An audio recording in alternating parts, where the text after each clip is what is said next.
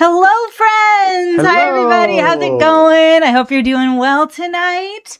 Thank you so much for hanging out with us tonight. We know that after a long weekend, sometimes you just want to snuggle into bed and get ready for work in the morning. But we appreciate that you are hanging out with us anyway. Y'all, I am Stephanie, and that is Brad. You have arrived at Steel City MTG. We play limited here, and we are big fans of the idea that you get the most value out of your booster packs if you play games with them. And we do our best to demonstrate to you here that you don't need a full box and 8 people in order to do that. You just need one buddy and a handful of packs, and you can have a ton of fun. So we do that as often as we can here, and as often and as well as we can here. And we wouldn't be able to do that without our sponsors, y'all. We are sponsored by Gerudo, by Manapool, by Nerd Gear, and this month by Cardsphere. They have joined our tableau of sponsors. Y'all, we are playing on Gerudo tonight. And Gerudo is your one-stop shop TCG community on the internet. If you are not already engaging with Gerudo, I know Brad has really started engaging with their forums and things like that. Just posted another one tonight. Did you really? Yeah. I didn't even see that. You got to tell me these things. It was like 5 minutes before we went live. Oh, well, then in that case, I was busy. So, exactly. You were doing important stuff. I was doing important stuff, right. No, anyway, check out Gerudo. They've got a bunch of fun stuff, and you can engage with us on there, too. You can make a free account. We are big believers in Manapool. We love Manapool very much, and it turns out they like us too. And so we're super grateful for their support here. If you are buying your cards in a traditional marketplace anywhere else on the internet, we invite you to consider Manapool. And we're also sponsored by Nerd Gear. They're our favorite trading card game accessories company. We love their stuff. We love the stuff. They make great playmats. They make fun tchotchkes for your games that make them more fun and more aesthetic, or in a lot of cases, more practical. There's some really great, especially for Commander players, some really great, wonderful things there. And y'all, we are sponsored by Cardsphere. They are a peer-to-peer trading service. It is not a traditional marketplace. It is a peer-to-peer trading service for your trading card needs. And one of the things that we're going to do this month we're going to have some other streams this month that you're going to, or this month and next month, where we're going to talk exclusively about how we use Cardsphere in our tableau of getting rid of all of the cards that we open, and how we use Manapool, and kind of which things we consider for those things. Because honestly, we do use both of them, and we think we use both of them to great effect. And I think they're very much 4 different things. Yeah, we're excited to show you more about that later this month. But in the meantime, we are so grateful for their support. Y'all, thank you for coming out tonight. We have a great show planned for you all. We have spent this past weekend playing a lot of The Hobbit. And if you were playing a lot of The Hobbit this weekend, you would probably have emerged from that cocoon of gameplay as a beautiful butterfly of wisdom and experience. We did no such thing. So we've played a lot this weekend, and we don't think that we have gotten any better at it. Or at least I don't think I have. Brad, do you think you've gotten better at it? Maybe if I had played other archetypes besides black-green. Yeah. I've literally, every game of Hobbit I've played so far has been with black and green. Yeah. I've played a lot of dwarves this weekend. Alter would be very proud of me. I played a lot of red-white dwarves. But I feel like maybe I just haven't grasped it yet. And so tonight is going to be our last night. We're going to play this tonight, and then we're going to give it a break for a little while, because it's, pre-release weekend, you've seen a lot of the Hobbit stuff. And so we'll probably play, on Wednesday, we're going to play some Throne of Eldraine, OG Throne of Eldraine. But until then, we are going to play The Hobbit tonight. So for those of you who are new here, first of all, welcome. Thank you for hanging out with us and giving us a shot. We know this is not a normal Magic the Gathering stream. We're not arena streamers. We're not Commander streamers, and we're doing something else. So thanks for giving us a shot. So we're gonna crack some packs, build some decks, and play a best of 3 match against each other, and that's you'll get to see all of that live on camera. And before we get into any of that, though, Brad is going to teach us about the limited format here. We don't always play the most recent sets, and sometimes there are sets that players haven't engaged with before. So we really love diving in and teaching you about what Wizards' design philosophy was for the limited environment, and then you can watch us completely disregard it a few minutes later after Brad discusses all of their carefully designed archetypes, and then Brad and I are like, what if we just play something that is not one of those things? But no, we love to communicate to you all like kind of the philosophy behind a set, and also what fun cards to look out for, what cards are valuable. We try to update that as much as we can. So, all right, I've talked a lot. I want to dig into this. Do you want to start ready. teaching people about the Hobbit, Brad? Yeah. Wonderful. Let's do it. Let's dig in. Okay, so the Hobbit. You're familiar with Middle Earth, probably. It's one of the most popular fantasy settings of all time, so I don't need to go too far into that. We'll talk. We're gonna talk about the mechanics of the set, the draft archetypes of the set. We have a raid. Thank you for raiding us, Imara. Hello. It is great to see you. You got here just in time for the PowerPoint. All right, so mechanically, this is a small set. It's like a little less than 200 cards, whereas like a normal Magic set is going to be closer to 300 cards. So that means there's going to be some. Oh, is it time? Yeah. Sorry. All right. JJ is. Thank you, JJ. Yes, wonderful. Thank you, JJ. Ooh, sorry. right. Continue. Anyway, sorry. I What was were you saying, getting Brad? worried. Yeah. I was getting worried, but I can't do it on my own. I have to have chat do it for me. So, Hobbit is a small set, which means there are going to be some cards you're going to see over and over and over again.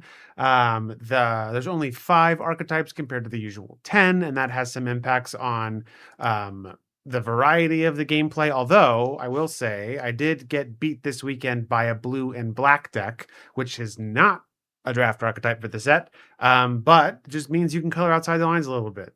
Be creative. Go boldly. Anyway, let's talk about some of these new mechanics. First on our list is Amass. This could be a familiar mechanic to you. This is, I think, the 3rd time we've revisited Amass, but now it is Amass Goblins. So Amass, in this set, you'll see cards that say Amass Goblins and then a number. What that means is you will put that many +1/+1 counters on an army creature you control. If you don't already have an army creature, then you will make a 0/0 goblin army. So, for example, along the Crooked Way, whenever it says whenever a creature card leaves your graveyard, amass goblins 1. So that just means if you have an army already, you'll put a +1/+1 counter on it. If you don't already have an army, you'll make a 0/0 goblin army and then put a +1/+1 counter on it. Easy peasy. Next, we're going to talk about Recruit. Now, Recruit is a lot like Connive if you've been playing Spider-Man or Marvel superheroes, or when it first appeared in Streets of New Capenna, but it is a little bit different, right? So when an effect instructs you to recruit, you'll draw a card and then discard a card. If the card that you discarded was not a land, you will make a 1/1 human soldier token. And then the last mechanic we're going to talk about is the most complicated of the 3, and that is Storied. So Storied works a lot like the City's Blessing, if you're familiar from Rivals of Ixalan, but essentially, while you control a permanent that has Storied, if you also control 3 permanents that are either artifacts, legendary, or sagas, then you will get an enduring story. And this is just a designation that a player can have. It has no specific rules impact. Doesn't have any specific rules associated with it. It's just a thing you have. However, it will unlock abilities of other cards, of cards that you have. It will make those cards better. So for example, with Balin here, he has an enters trigger that does a thing, and then it ends with, if you have an enduring story, do another thing. Now, it's important to note that all of the cards that have Storied in this set are legendary creatures. So they are permanents. They themselves will count for 1 of your 3 artifact, legendary, or saga permanents. Okay, let's talk about the draft archetypes, what we can expect to be building, or what Wizards says we should be building, but we don't have to listen to them because we are full adults who can make our own decisions. First is white and blue. This is, so each of these archetypes are centered on both a creature type and a mechanic or a strategy. The creature type synergies aren't super strong, but some of them do exist. It's really is more focused on the mechanics. So for white and blue, this is focused on the recruit mechanic. There are a handful of creatures in this set that have abilities that trigger whenever you draw your second card. I think there's even one that just gets a 1/1 counter every time you draw a card. And so the easiest way to get this draw your second card payoff is with the recruit mechanic. This can also has the side benefit of creating creature tokens for you and lets you sort of go a little bit wide, and then you can buff those creatures up and turn them sideways to defeat your opponent. Then in black and red, we have goblins and amass. So in this archetype, you're looking to use the amass goblins mechanic to make a very large army token and attack with it. There is also a fair amount of sacrifice synergies in this archetype. So you could sacrifice other creatures to power up your army. You could treat your army as just a regular old creature token and sacrifice it and then make another army. But it's black and red, goblins, amass, and sacrifice. Beautiful. And Brad, if you happen to have a surplus of armies, where do you put them? You got to put them in your sleeveys. At least 2 of them. I don't often sleeve my tokens, but if I had a lot of them, I probably would sleeve these. Always put your armies in your sleeves. Yes. All right, let's keep going. Next, in black and green, this is wolves primarily, but also there's bears. And then the mechanic they care about is ferocious. So ferocious is this series of abilities that cares about whether or not you have a creature with 4 or more power. So this archetype is looking to have big creatures, either by playing large creatures or by playing smaller creatures and putting +1/+1 counters on them. So you can see our friend here, the Chief Warg, draws us cards when we have big creatures. This archetype, from a creature perspective, is a little bit split. There's a handful of cards that care about having wolves. There's a handful of cards that care about having bears. 1 or 2 cards that care about having spiders. So we're just kind of all of the woodland creatures fall under the black-green umbrella in this case. And as I said, every game I've played so far has been with this archetype. So I am desperate to play literally anything else. I will not be playing black and green tonight, even if all my rares are black and green. I'm not doing it again. All right. Then next, we have the archetype that Steph has played literally every game of this format she's played, and that is red and white. This is dwarves and equipment and also storied. So in this case, or for this archetype, you're going to be looking to use equipment to make your creatures bigger. Also, all of the cards that have storied are dwarves and are in this archetype, so you can use those to unlock all of the extra benefits for having an enduring story in these colors. There's also a handful of cards that create a new kind of counter called a hone counter. Hone counters are placed on equipment, and the equipped creature gets +1/+0 for every hone counter that is on that equipment. Then lastly, and not leastly, we have the elves, and the elves care about the landfall mechanic. So landfall is a triggered ability that triggers whenever a land enters under your control. So with these elves, you're looking for ways to play extra lands, to ramp ahead a little bit, to trigger these landfall abilities as often as you can. Some of them will put counters on your creatures. Some of them will make elf tokens. Some of them, like our Sylvan Reveler here, will let you return this creature from your graveyard to your hand, which is super cool. But the important thing, if you're playing this archetype, is you want a way to pay off having all of this extra mana, because if you have all of this extra mana and no cards to play with it or no abilities to activate with it, then you didn't really get a whole lot out of playing all that extra mana, huh? All right, those are our archetypes. Let's talk about where the money is. Now, we said on our pre-release stream that this is pre-release weekend. The prices will fluctuate rapidly, and indeed, they already have. Gleaming Splendor was like at $70 or something like that, just like 2 days ago. Yeah, the Gleaming Splendor that I opened on our pre-release stream at the beginning of that stream was worth $70. By the time we sold it the next day, it sold for $35. So it's wild out here because it's pre-release weekend. So at the beginning of pre-release weekend, there were 17 cards worth $5 or more. Now we're down to 12. We have our big 3 up here: Gleaming Splendor at 36, down from 70. Smaug the Magnificent at 29, down from 44. And then it was our third on pre-release. The pre-release stream was Beorn the Fierce at 36, but has now been unseated by the Queen of Dale at $21. The Queen of Dale is such a good card. I think that's absolutely the correct card to be in that slot for sure. Also, we realized a funny thing about Gleaming Splendor. The way that it says 2 target players each draw a card, very good in Two-Headed Giant. Yeah, turns out 3 mana for me and Brad to each draw a card. It doesn't matter what the rest of the card says. It's a I pretty good love that card. card. I love it. I will play it all day long. All right. Are we? Yeah, I think we're good. I think we're ready. Amazing. Oh, I need to actually show our gameplay stuff here. Amazing, wonderful. Well, that was great. Yeah. I am Do you feeling feel well ready? prepared. Were there any lessons that you learned from this time going through the presentation that you had missed in all of our gameplay before? You know what? I think before the only thing I paid attention to was the dwarf slide, so that's why I just played dwarfs the entire time. Yeah, That makes sense. I think this time I paid attention to the other things that I just neglected to pay attention to because the only thing that I saw was dwarves for like the entirety of this weekend. So, all the top cards in your colors. Are you a Hobbit and dwarf? Maybe. I mean, I do think I said this a little earlier. I so far my impression is that the Boros dwarves archetype is the strongest.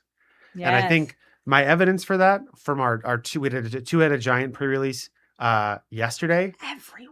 Every team had a Boros deck, and then either the wolves or elves, because those colors aren't in the dwarf colors. Now in 1v1 it was a little different, right? So I think everybody wanted to build the dwarf deck, and then they just built whatever they could with whatever colors were left for two-headed giant with their combined pool. And 1v1 we saw there was a little bit more distribution. It was still very heavily skewed towards dwarves. I did see more black red though. I saw considerably more black red stuff. I think red is just really strong in this set.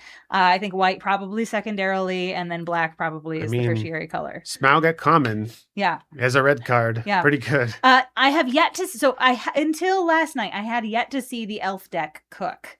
It's because you have to have very specific pieces in order for the elf deck to work in limited. Yeah. But turns out in two-headed giant, when you have 12 packs to pick from, you can probably build a pretty good elf deck if you have the rares to support it. And these people sure did, and they kicked our butts in the finals. Yeah. One of the really interesting things I have found so far about the execution of a landfall strategy in this set is there aren't as many cards in the set that are ramp spells, but there are effects that will flicker your lands or return your lands to your hand so you can replay them. Like there's a blue creature that has an adventure and it's straight up Ghostly Flicker. It's 4 mana, but it's Ghostly Flicker. And so like for 4 mana, I can flicker 2 of the lands that I tapped. They'll enter untapped. So I basically only spent 2 mana to get 2 landfall triggers at instant speed. And then also I have this 6 mana, 6/5 with Ward 2 and Vigilance that I can cast later. Yeah. Yeah, and there was a funny moment this weekend at pre-release where so it was in our two-headed giant game against the elf deck that this was funny. And there's a saga. It's a 4-chapter saga. The first mode says that whenever you play a land, you make a 1/1 elf token for as long as this is on the battlefield. Oh, no. I think the first mode finds a land. Yeah, it's the first one's like a Sylvan Scrying kind of thing. Yeah, put a basic in your hand. And in the mode 2 says you make an elf whenever you play a land. And then modes 3 and 4 they do something else, but like it just basically means that like anytime a land enters the battlefield for the 4 turns that this is out, you can make an elf token, right? And so they made so many elves, and then they had this spell that returned a permanent to their hand. He was like, "Oh, I can return a land to my hand. I'm feeling saucy." And Brad and I looked at each other like, because it was like the saga was on mode 3 and it was getting ready to kick the bucket, and we were like, "Yes, please do that. Please return a land. Do not return the saga." And so we were like just like crossing our fingers, like, "Please don't see the line. Please don't see the line." And they saw the line. Yeah, they saw the line. The teammates saw the line. "Oh, you could return your saga." We were like, "No." I know. Alter, thank you so much for streaking. We appreciate you. 90 streams is huge. That's absolutely humongous. And also, Gentleman Crow, thank you so much for redeeming the emotional support. Flame, we do need emotional support as we are opening our booster packs, and I think it's about time to do that. You ready to crack packs? I'm ready to crack packs. Let's get in there. I'll zoom in because I am good at this and know how to press the buttons and all that stuff. Wonderful. All right. You ready to get in there? I'm ready. Let's do it. I do like how easy these packs are to open. They are easy to open. I thought it was just me. I was like, am I just a big wimp and I like am bad at the other packs, or is it like this is notably better? So yeah. Some of these packs have been very challenging to open. Yeah. I have thrown so many pine cones at people this weekend, y'all.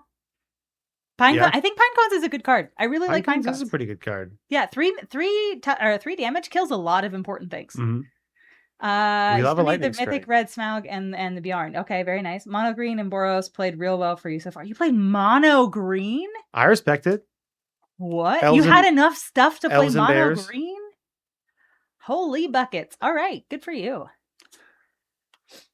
Awoo! Woo! All right, Confused to Kate and Bebother. Brad really likes this card most, just not like because of what saying it does. I don't think he actually knows what it does. Like if I Um, covered this, would you know what Confused to Kate and Bebother does? I Or do know- you just know the title? I know one of the modes is like counter a spell unless the controller pays 4 because I got by that Oh, spell. yeah, I don't know sure. what the other mode is though. Draw 2 discard. There we go. Yeah. Turbo Loot. Lake Town Lookout. I love the old thrush. So we were talking about Long Dog in chat, right? So there's the long gray old dog. I forget the name of the card. It's like long gray old. It's something about a dog being long and old, and maybe gray. I don't know the order of things, but it's a dog that enters. It has flash and it makes you a treasure and stuff. There's a series of creatures in this set that are colorless that help you fix your mana in some way. The old thrush is one of them. I really like the old thrush. There's also ponies, colorless ponies that basically imitate cultivate. You can pay 2 and sack them to imitate cultivate. I'm like, that's wild at colorless. Mm-hmm. It's nice. Yeah. I wouldn't be surprised if there are some non-green commander decks that are going to be playing the pony troop. Yeah. Hi, Nerdy Bartender. It's great to see you. But Old Thrush is great. I really like this one. It puts the land on top of your library and it gains 2 life when it enters, so it's good. Duskwatch Hunter. Giant Spolder, also nice.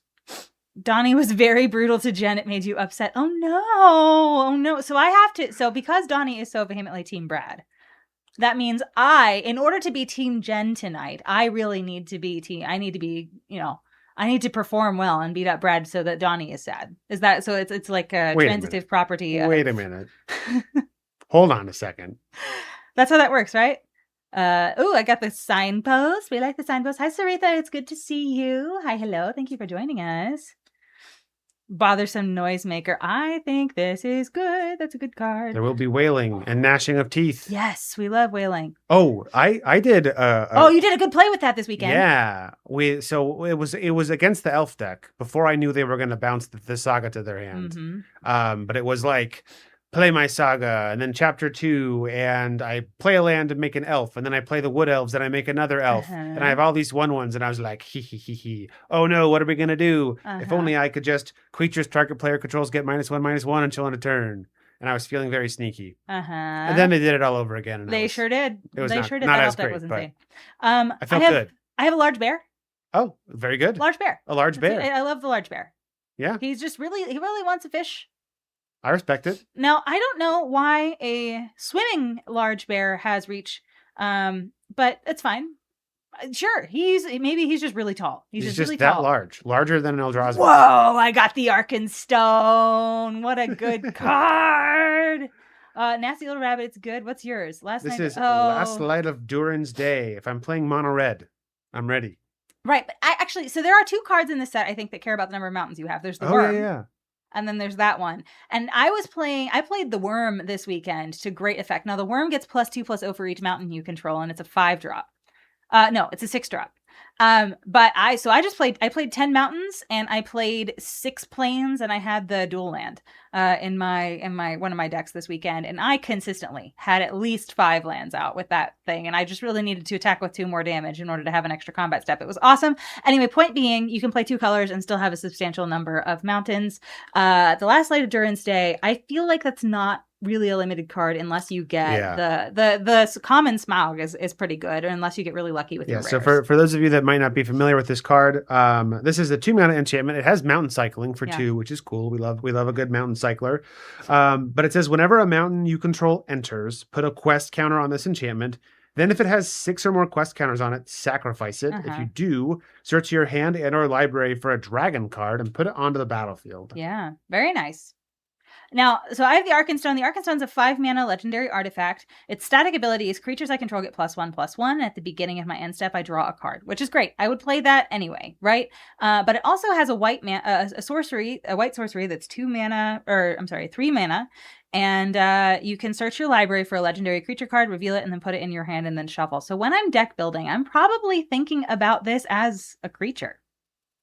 This Yeah. I'm going to go no it's I'm paying 3 mana for what's probably going to be in a white deck. I'm probably paying 3 mana for what will be a 3 mana creature, right? So I'm probably viewing this as a 6 mana creature when I'm deck building. But how cool. I don't know. Cool. I feel like it's probably not an exact thing, but like that's probably how I'm thinking about this. And it just incidentally is also very good and helps me draw cards and makes my creatures bigger and things like that. I feel like it probably feels really good in a deck that has like a pretty good number of 1 and 2 drop creatures. This is great for the dwarf deck. Yeah, so you can get something on the board and then maybe turn 3 do that. This is great for the dwarf deck. Yeah. It's also great for the human deck. The human deck also has a bunch of low. Oh yeah, and would really like the draw an extra card every turn. Yeah, for the exactly. So this is a very, very, very good card for both archetypes that white likes in this set. So yeah, I think it's good. Last Live Variance Day though, I think that's kind of a stinker. Unless you happen to have the stuff that works really well for it. Oh, this is amazing! I love when my card is damaged out of the pack. Couldn't you all see? There's like you can't see it on here. There's like a huge dent here. Oh, bummer. Well, at least it's not like a rare or something. I know. But there's like a huge dent right here, and it feels really bad. That's so gross. Anyway, great ugly looking goblin though. We need to take a moment just for the name of that card. I was too worried about the damage, but yeah, great ugly looking goblin. We love it. The double strike blacksmith. That is a house. I totally agree with you. There are so many things that you can like put 1/1 counters on your creatures and like just make him hold more swords. I don't know. He's insane. You're swinging with him. Probably for 4 damage on turn 3, which is like so above rate. It's so good. Anyway, I agree with you, Alter. I agree with you.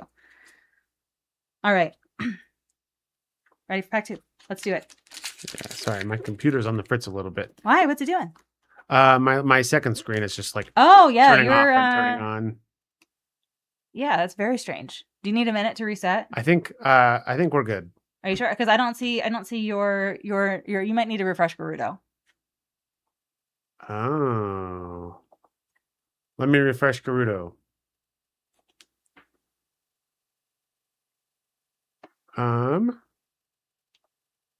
going to just be right back here, friends. We're going to be right back. I'm going to run a very quick no, we already ran an ad very recently. But if I run another one while we're being right back, then we won't have to later. Okay, so we're going to be right back while Brad resets his camera. 1 second. Sorry for the technical difficulties. We appreciate you.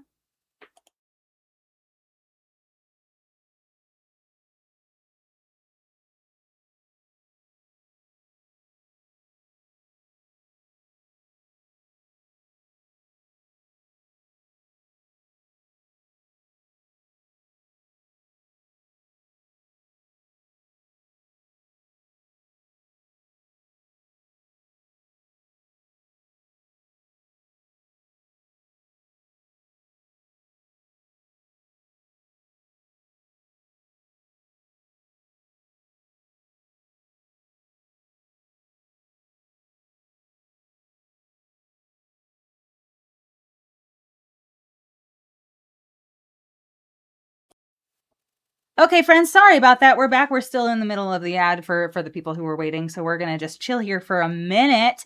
But we wanted to just, we can see Brad's hand now. It's great. You put your hand in front of the screen. See, it's working. We love it. The old turn it off and turn it back on again strategy just never gets old. That never gets old. But you know what? Since you all waited so nicely, I will wear this squid hat for the remainder of pack opening. And you don't even need to redeem it. I know. That's so cool of you, Stephanie. I know. I am so benevolent that way. And that way, when people come back from the ad break, they're going to be like, wow, she's wearing a squid hat. What is this stream? It's going to be so good. All right. Let's go ahead and get in here. I think our ad people have about 15 more seconds. That'll give us some time to get the wrappers off. Amazing. All right, Brad, I've got the Mirkwood Mediator. The Great Fierce Bee. Oh, that is so cute. So I really do think that welcome back from the ad break, friends. Thank you so much for hanging out with us while we had some technical difficulties. We appreciate you. We're back and Brad's camera works. But yes, the Great Fierce Bee. That is the cutest darn card. That is the cutest darn card. We love it. We love the cute card. Magnificent End. Magnificently ended me several times this weekend. Brad does need a mushroom hat. You're totally right. If I'm going to be a squid, Brad's got to be a mushroom. That's just the way that it be. That's just the way that it be. Those are the rules. Yes. All right. I have the Bowside Wonders, which is great. Smog's Fury. This card This card. So when we were playing Two-Headed Giant, Brad had it was the rare warg, the 2-mana, The jeweled 2-mana warg. 3/2 that has trample, and when it hits you, you can either put a 1/1 counter on a creature you control or make a treasure. Or when it hits somebody, you can do that.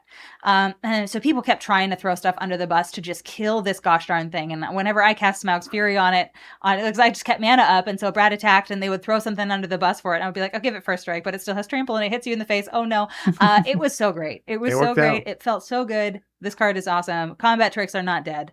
I consistently when I'm looking at cards for limited sets, I'm like, does this combat trick say target creature you control, or exactly? Like Warg Tactics here is just target creature you control gets hexproof and trample.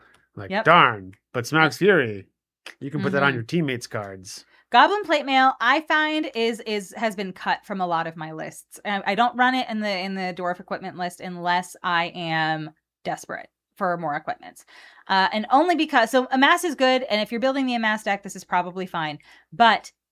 So if it ever becomes unequipped, or if somebody laser beams your 1/1 whenever it comes out, or your X1 whenever it comes out, and equips to this, equipping for 4 for +1/+0 and menace is just a lot to ask for not a lot of gain. And so I find that this card is not as great as I want it to be. I think if you probably already have an army, like if you already have a 4/4 army, then like giving it +2/+1 and menace probably feels really good. But otherwise, it's like, Yep. All right.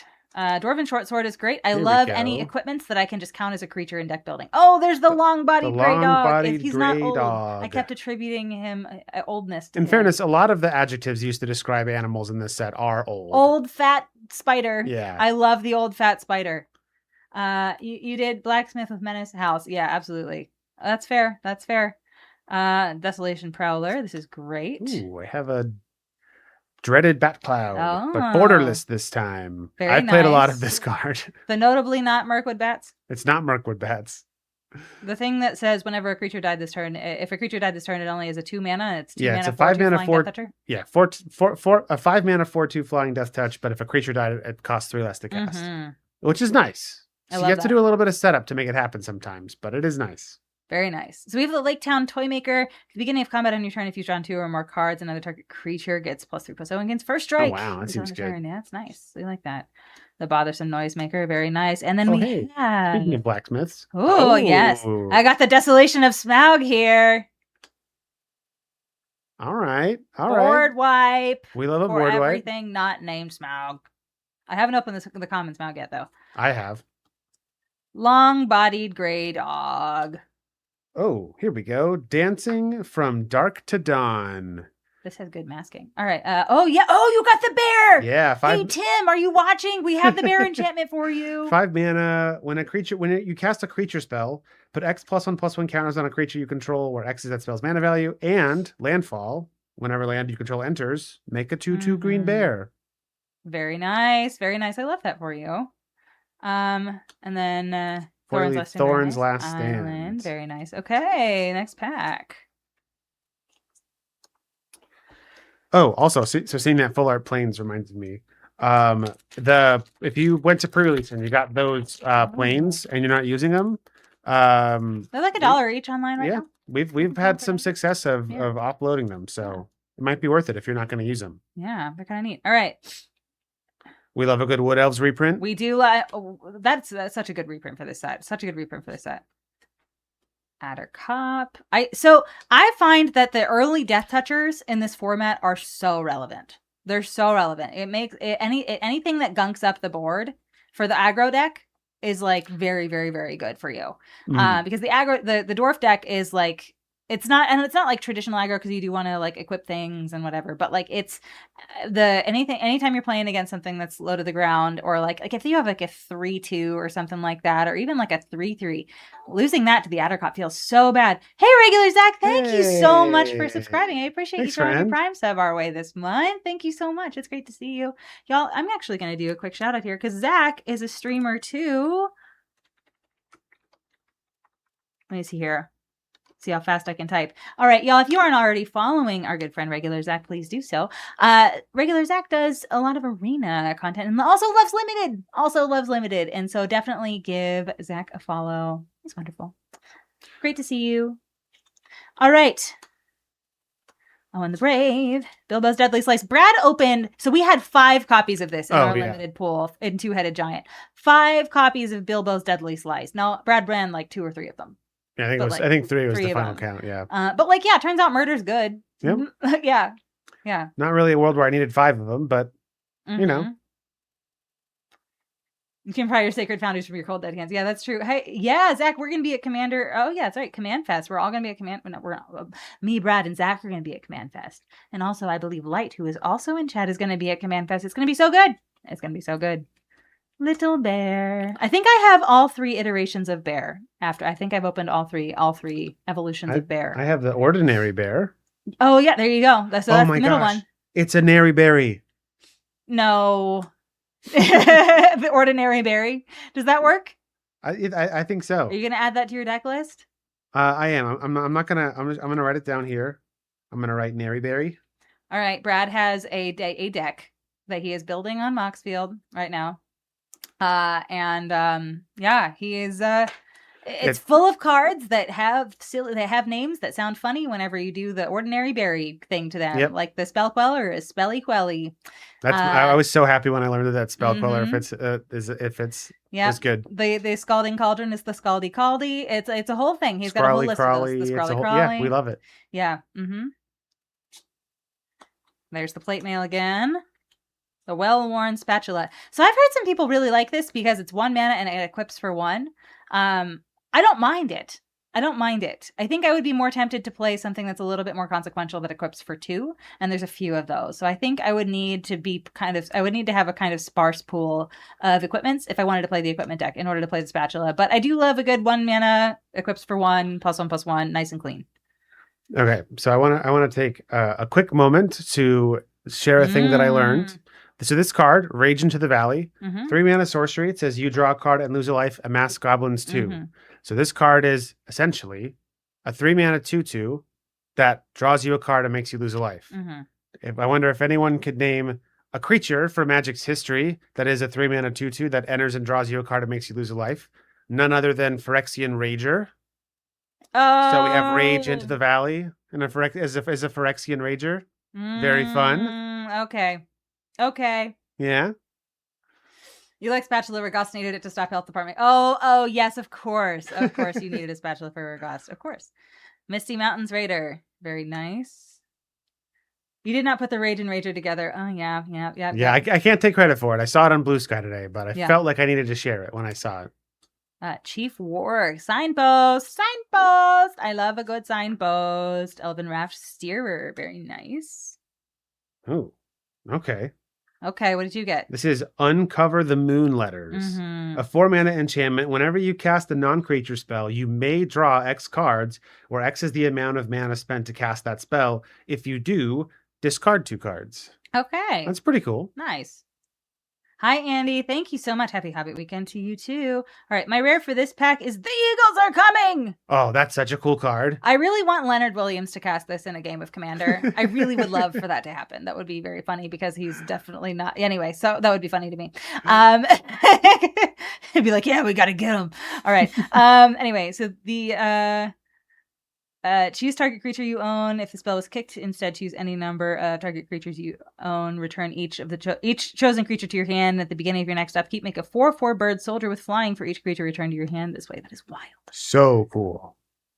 Such a cool card. Duskwatch Hunter is my foil. And then I have Elven King's Halls. I have Beorn's Hospitality. Maybe I'm playing mono green bears. Maybe you're just doing mono green bears. Hey, Tim, we have both of the enchantments we were talking to you about in the car today that Brad just opened. So, yeah. Wonderful. We came from we had a TTRPG session tonight. So we were, Tim is one of the people that, he carpools with us. It's great. And by that, I mean, he picks us up at our house and drives us there. It's very nice. All right, here we go. This is pack 4. Gollum. Uneasy Partings. I'm Bee trying number not to be 2. married to. You have so. I just love the bee. I love the bee. He's so cute. Magnificent End. Bowside Wonders. I think I might have an elf deck here. I don't know. I'm like, I'm trying not to be married to things that, because I don't think my rares support that, but like I think my commons and uncommons do. But we'll see. Stir Up Trouble. This card got us so many times because turns out you can just sacrifice a treasure, or most commonly, you can sacrifice Goblin Plate Mail because you ain't not equipping that to nothing after your thing dies. We can just get rid of it. You can just get rid of it. Yeah. Mm-hmm. Patient Instructor. Doing their best to be fierce. I know. The Large Bear. I have 2 copies of Large Bear. Of course I need to play green if I have 2 copies of Large Bear. Exactly. I feel like that's just, if Brad's playing bears, I got to play bears better. We'll have a bear off. But mine are going to have reach, trample, and haste, and yours won't. So that's true. I'll just have a bunch of 2/2s. Yeah. And 1/7/7 enchantment bear. Or you'll just make me pay a bunch of mana if you have Dane out, right? That's true. Hi, Greg Shaft. It's good to see you. Have you ever considered what if Large Bear? Yes, indeed. I've considered that many times. Oh, yeah. This is that card I was talking about earlier. Oh, yeah. Lake Town Mariners. It's a crime that it's not an elf because it's perfect for the elf. I know. But yeah, so it's a 6 mana 6/5 with Vigilance and Ward 2, which is just is nice. But additionally, for 4 mana, you can cast Gone Fishing, which is an instant. And it's just exile 2 target creatures and/or lands you control, return them to the battlefield under their owner's control. It's so good. Just it's two free land, not 2 free, but 2 landfall triggers for what is essentially 2 mana is good. And it's on its 6 mana 6/5 Vigilant Ward too. Yep. What? Like, I mean, that's just, it's so pretty good. Cool. There are a ton of commons that are above rate in this set, and there are a ton of uncommons that are above rate in this set. So individual card power, I think, is pretty high here, which is cool. Ooh, Quickshaft, the 3-0 at pre-release. Oh, nice. and you got a collector's pack out of the deal. Heck yeah, friend. That's so good. Great work. The Mountain King's Return. This is a saga. I can recruit on mode or on chapter 1. On chapter 2, I return a creature mana value 3 or less from my graveyard to the battlefield. And on mode 3, chapter 3, I put a 1/1 counter on up to 1 target creature. That's nice. I feel like that's a nice clean saga. Yeah. It's a nice clean saga. Like it does 3 very good things. You can discard a creature with mana value 3 or less for the recruit trigger, and then just get your 1/1 and then get that creature back. Yeah, Alter, you and I feel the same way about bees. I'm not crazily allergic to them, but anytime I get bitten by any kind of bug, it doesn't matter what kind of bug it is, I swell up like a balloon. And it's like a little spider bite that would just like be like a little patch on someone's arm makes my entire like bicep swell up. Like it's like it's hot and it's just, I don't know, it's gross. I don't love it. And so bees are no different. But similarly love them, love what they do. Big fan of bees, just not a big fan of bees on me's. That was good. Thank you. I thought about that on the fly. No, it was a bee. I did it again. You missed it though. I was on the fly. Okay.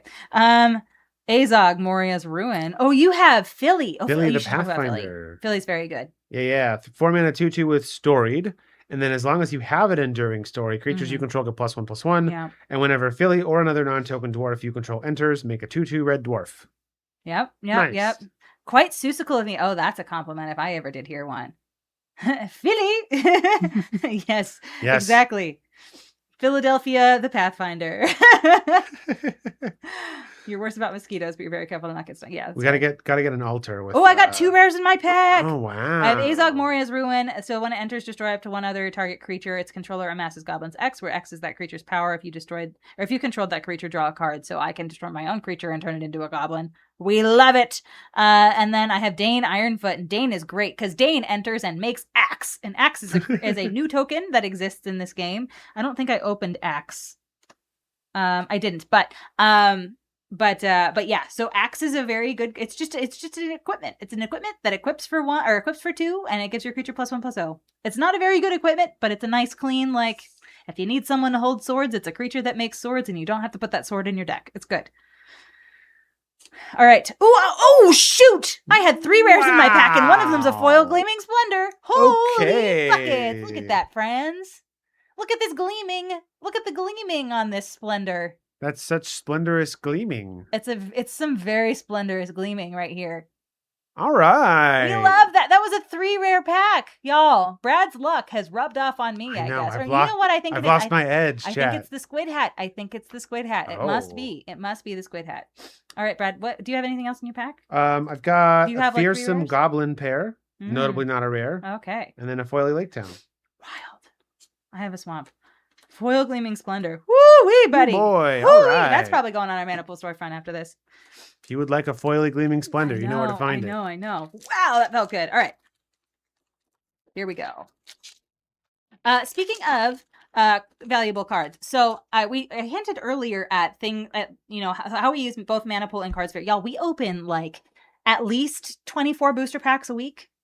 That's 24 booster packs is average, but like this past weekend we went to 2 pre-release events. And then did a stream on Friday. So we've opened a ton of booster packs. We open a lot of booster packs in general. And so as we're bringing a lot of cards into our house, it is very important to us to get cards out of our house in as effective of a way as possible, right? And so we try to turn our magic into other magic things as best we can. And so for Maniple, we'll sell any cards that are worth $5 or more. That tends to be that's not like something that you have to do, but that's just something that we choose to do. We choose to kind of have that be our our clean break. But then we're left with like these $1 to $5 rares. And it's like, okay, well, what do you do with those? Because those are still desirable. They're not bulk. And historically, we've taken those to events and we've just traded them in for like 70% of whatever the low price is for those. And just gotten like store credit and then gotten like a really cool single or some sealed product.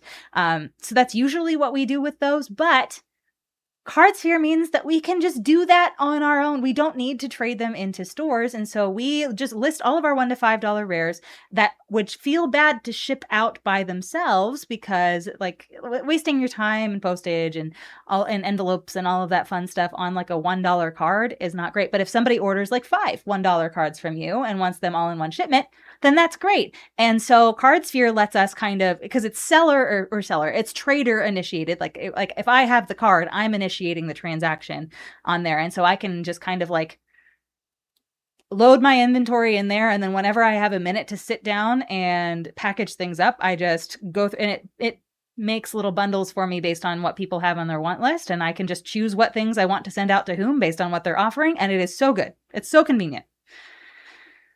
It is so good. I'm going to put a thing in here. Really. So if you want to try it out and you make an account, we don't make any money on this at all, but they are supporting us and we would love it if you tried it out. And if you use that link, it tells them that we sent you. And so that's like really helpful for us in our relationship with them, but try it out. Seriously, you can just like add like a few dollars or whatever and like initiate or, and put stuff in your want list and see what shows up. And it's like Christmas when it does. It's great. It's so fun. All right, let's anyway keep going. Oh, I got the smog. I got the common smog. We got the smog. Okay, I love this card because in most decks, I'm viewing this as a 5 mana sorcery that can kill something, that can kill whatever their biggest threat is. So that is the slot that this happens to be in my deck. But it's a 5 mana sorcery that kills something, which I probably want to play anyway. And it's also a dragon whenever I don't need to kill something. I love it. I love it. I love it. I love it. I love it. I love it. Ask me how much I love it. How much do you love it? I love it a lot. I love it a lot, Brad. Oh, wow. It's so good. Anyway, sorry. You got 2 of those and you were basically able to get those huge. Yeah, very nice. Very nice. Love it. Yeah, fry up the creatures. 2 pine cones are so good. I had 3 pine cones in my deck last night. It was so good. Dwarven Provisioner. That card is sneaky good. Yep. That card is sneaky good. 2 mana, 2/2, 4 mana. Has an activated ability for 4 mana. Creatures you control +1/+1. Yeah. You can do some nonsense with it. I had a couple games where I was able to activate that twice. And my opponent, for somehow, because I was activating it once every turn, but they were caught by surprise whenever I activated it twice and happened to have 8 mana. I was like, you had to see this coming, friend. You had to, but they didn't. Onboard tricks? Onboard tricks. They'll still work. You. They still work. You almost cut the 2 comments, Malcolm. Yeah, in my opinion, like getting to 7 mana in limited is going to be hit or miss, right? Unless you have a deck that is dedicated to getting lands, to accelerating your lands or playing treasures or something like that. It's going to be hit or miss. But whenever you're building, if you view it as a removal spell, and that's just incidentally sometimes also a dragon, I think it's better. It feels better, right? I do think there's probably a shadow archetype that is just red-green monsters. Yeah. And I on our Friday pre-release event, not on the stream, I had a handful. I think I had 1 or 2 of the old fat spider. I had 2 of the common Smaug and the 7-mana mythic giant in red. And I so wish I had tried red green because it probably would have been better than what I ended up playing. Yep. But red, like if you can get enough ramp pieces, red green monsters would just clean up. Yep. All right. Because we do like larges, right, Steph? We love larges. I love big monsters. I should make a sticker that says I love big monsters. All right. The Gundabad Opportunist. I love that. Just fun card names. I love the goblins in this. I just love goblins all the time. Long-bodied gray dog. More long dog. More long dog. I love when we have more long dog. Mirkwood Nurturer, beautiful. This is my second copy of Eagle of the that Great card Shelf. is so good. I think I'm playing good white. in either of the decks. It's good in either of the white archetype decks. I think I'm playing white. I might try to force blue just because I like some of the cards I have in blue, but red might be the better call. We'll see. Yeah. All right. Mirkwood Pathmaker. This is a great card. Its power and toughness are equal to the number of lands you control. Just nice, clean, easy card. You don't have to take 20 minutes to read. Love it. Easy peasy. Elven Raft Steerer. I do think I have a good elf deck here. I do. Anyway, sorry. We're going to see. I'm not going to be married to the idea. The nasty little rabbitses. Ooh, Bejeweled Warg. You love that card. Best believe. Yes, best believe you're still bejeweled when you walk Maybe in I'm the on room. white green. Maybe I'm going to play off archetype. Play white green. Here we go. Someone had the enchantment that turned into Lumbra, but your Menace Amassed Goblins one. Very nice. Very nice. So the one that turns into a big Baron's Hospitality. Mm-hmm. If I build elves, you gotta vote for Brad. Light, not a fan of elves. If I listen, my limited pool chooses for me. Right? Ooh, I got hello, ladies. Oh. Inside information. Hello, ladies. Yes, Light has many jokes about this card that I have seen her post on the socials and or otherwise. But yes, we have perhaps too much. He's offering information about things that we do not want to learn about. I don't know. I don't want to say too much there, but you know what I mean. This is the biggest hello ladies, paint me like one of your French girls arts that I have literally ever seen on a Magic card, and it is so funny. They did not need to give Smaug bedroom eyes, but they gave Smaug bedroom eyes. They sure did. Now that is a sexy dragon doggy from Shrek. Absolutely. Okay, what do you have over there? This is the Stony Voiced Goblins. Yes, another fun name. It's just Virus Beetle. 2 mana, 1/1 enters target, or each opponent discards a card. Okay, listen.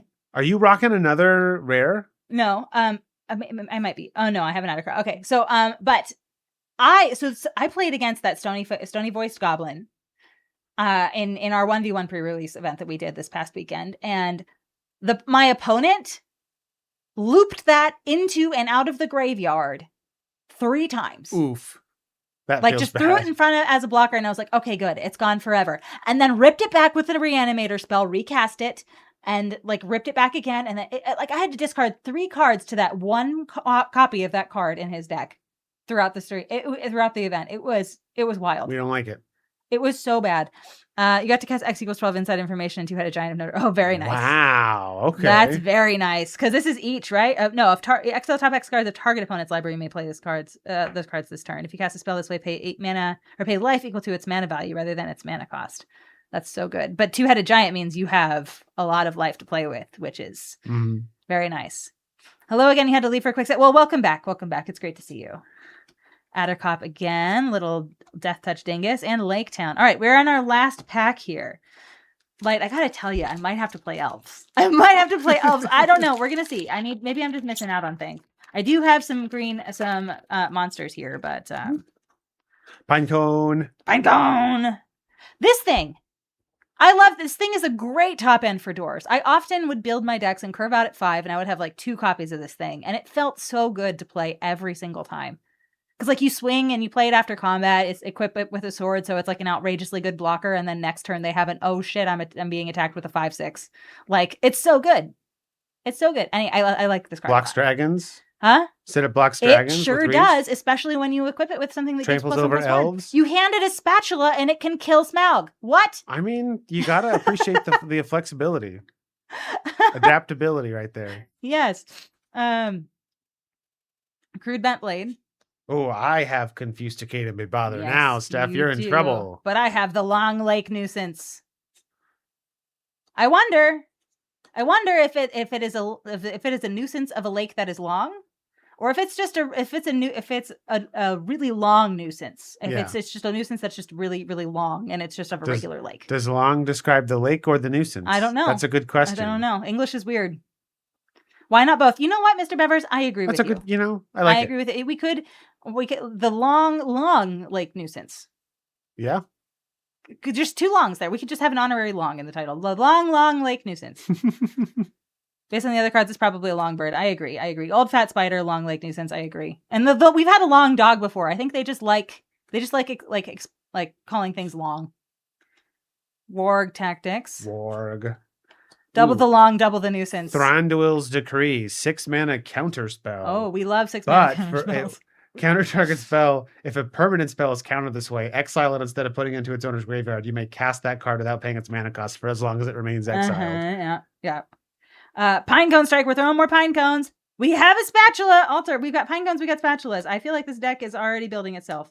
No, I'm just kidding. We got Thorin's Last Stand here. We had opponents that tried to get us with this. I think that one of the things that I'm pretty good at in Magic is clocking tells with my opponents. Now, that doesn't mean that I am good at competing, but it does mean I tend to know when they have what particular things in their hand at a given time based on how they're interacting with me and decisions that they make on their turn. And so I was able to predict this almost every time that I saw it, which I felt pretty good about. So the funnest part about the dog is it has reach. I know, because it's long. It's of course it has reach. long-bodied. Your MVP was the Warg Raider that amasses 2. Yes, okay. It is a long dog. It sure is. Stolen by Sunlight, great removal spell. And it's offensive and defensive. And I think that cards that can do 2 things at such an efficient cost, this is a great card. We love modal spells. Oh, you got the Saga. You got the nice clean Saga. Yes, this is Roads Go Ever, Ever On. Yes. 2 mana. Chapter 1, search your library for 2 basic plains cards. Exile them, then shuffle. You gain 2 life. Chapters 2 and 3 are both put a card exiled with this saga into its owner's hand. Very nice. And then chapter 4 is whenever you attack this turn, target creature you control gets +1/+1 until end of turn for each plains you control. Very nice. So we have this cares about plains. We have the mountains that are the other enchantment that cares about mountains. I don't know if if there are cards that care about other land types or not in this set, but we've got at least 2. Yeah, I like it. All right. Fearsome Goblin Pair. We love the Signpost. Oh, Bilbo's Gambit. Okay, yes. What does that do? This is the here's $100, go away. Oh yeah. It's a 2 mana instant. You can gift a treasure. But it's return target spell to its owner's hand. If the gift was promised, players can't cast spells this turn. Okay, very nice. I have Old Fat Spider Can't See Me. You're darn right. I love that card. That's so funny. Can't see me. John Cena. Wow! Whoa! Wow! Okay. We got the rare Smaug. Wicked Worm. 5 mana, 5/5. When it enters, create X tapped treasure tokens where X is the number of artifacts your opponents control. Whenever you cast a spell, if mana from a treasure was spent to cast it, you draw a card and lose 1 life. That's pretty compelling. That's pretty compelling for not playing elves. I like big danger 5/5s.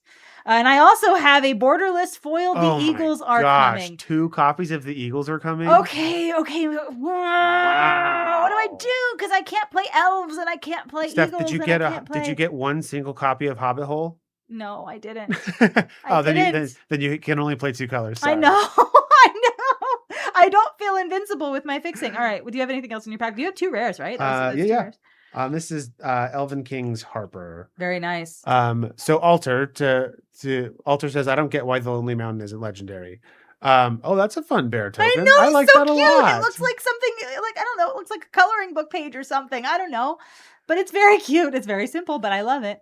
Anyway, sorry, what were you saying? So Alter says, I don't get why the Lonely Mountain isn't legendary. From what I understand, and I know Andy has also put an explanation in chat. From what I understand, Wizards doesn't like to make lands legendary unless that land has some mechanic that lets you do something with it while it's in your hand, right? So if you think back to Neon Dynasty, right? They Yeah, had the they had a channels. cycle of legendary lands, but they all had channel abilities. So if you had a second copy in your hand, you could just discard it. Because lands are so important and it's so important to hit your land drops every turn, I don't think they want to create that tension where you have to choose between playing your second copy of the Lonely Mountain or not playing a land at all that turn. Yeah. That's what I have to offer. So, all right.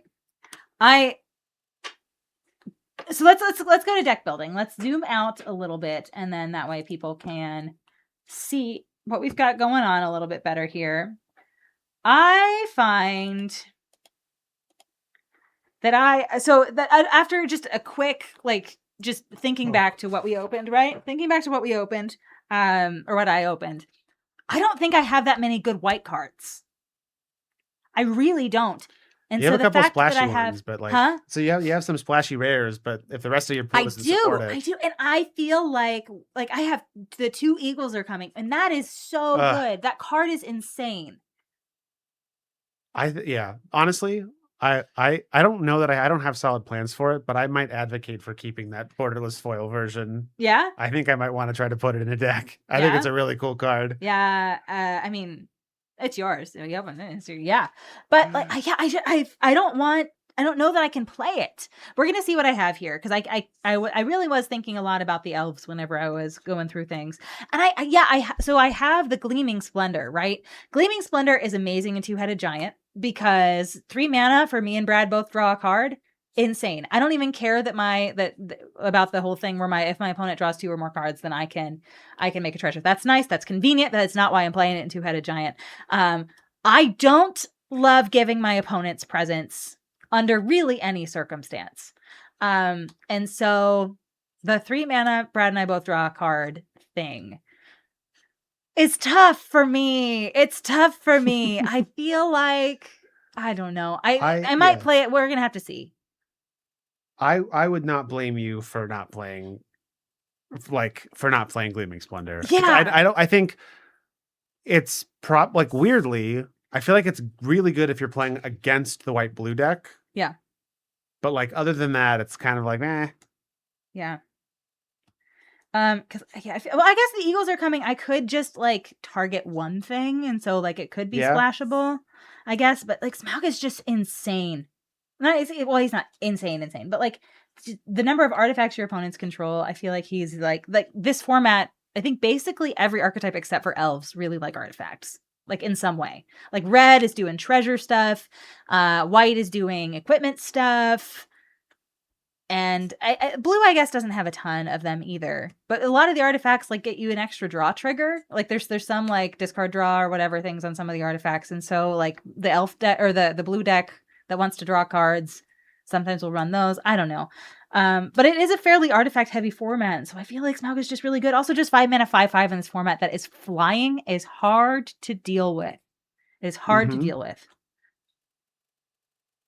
Ba-ba-da-bam. Old fat spider can't see me. So I think I am playing. I think I'm pretty set on playing white. I feel like I have a lot of really good, like I have some cool like rares for white, but I think I have a lot of good like of the vegetables for white. I think probably what I think is going to happen as I'm building my deck is I'm either going to make the strategically correct decision of playing dwarves because I think I have some good dwarf cards, or I'm going to follow my heart and force white blue. Listen to your heart, and it's calling for you.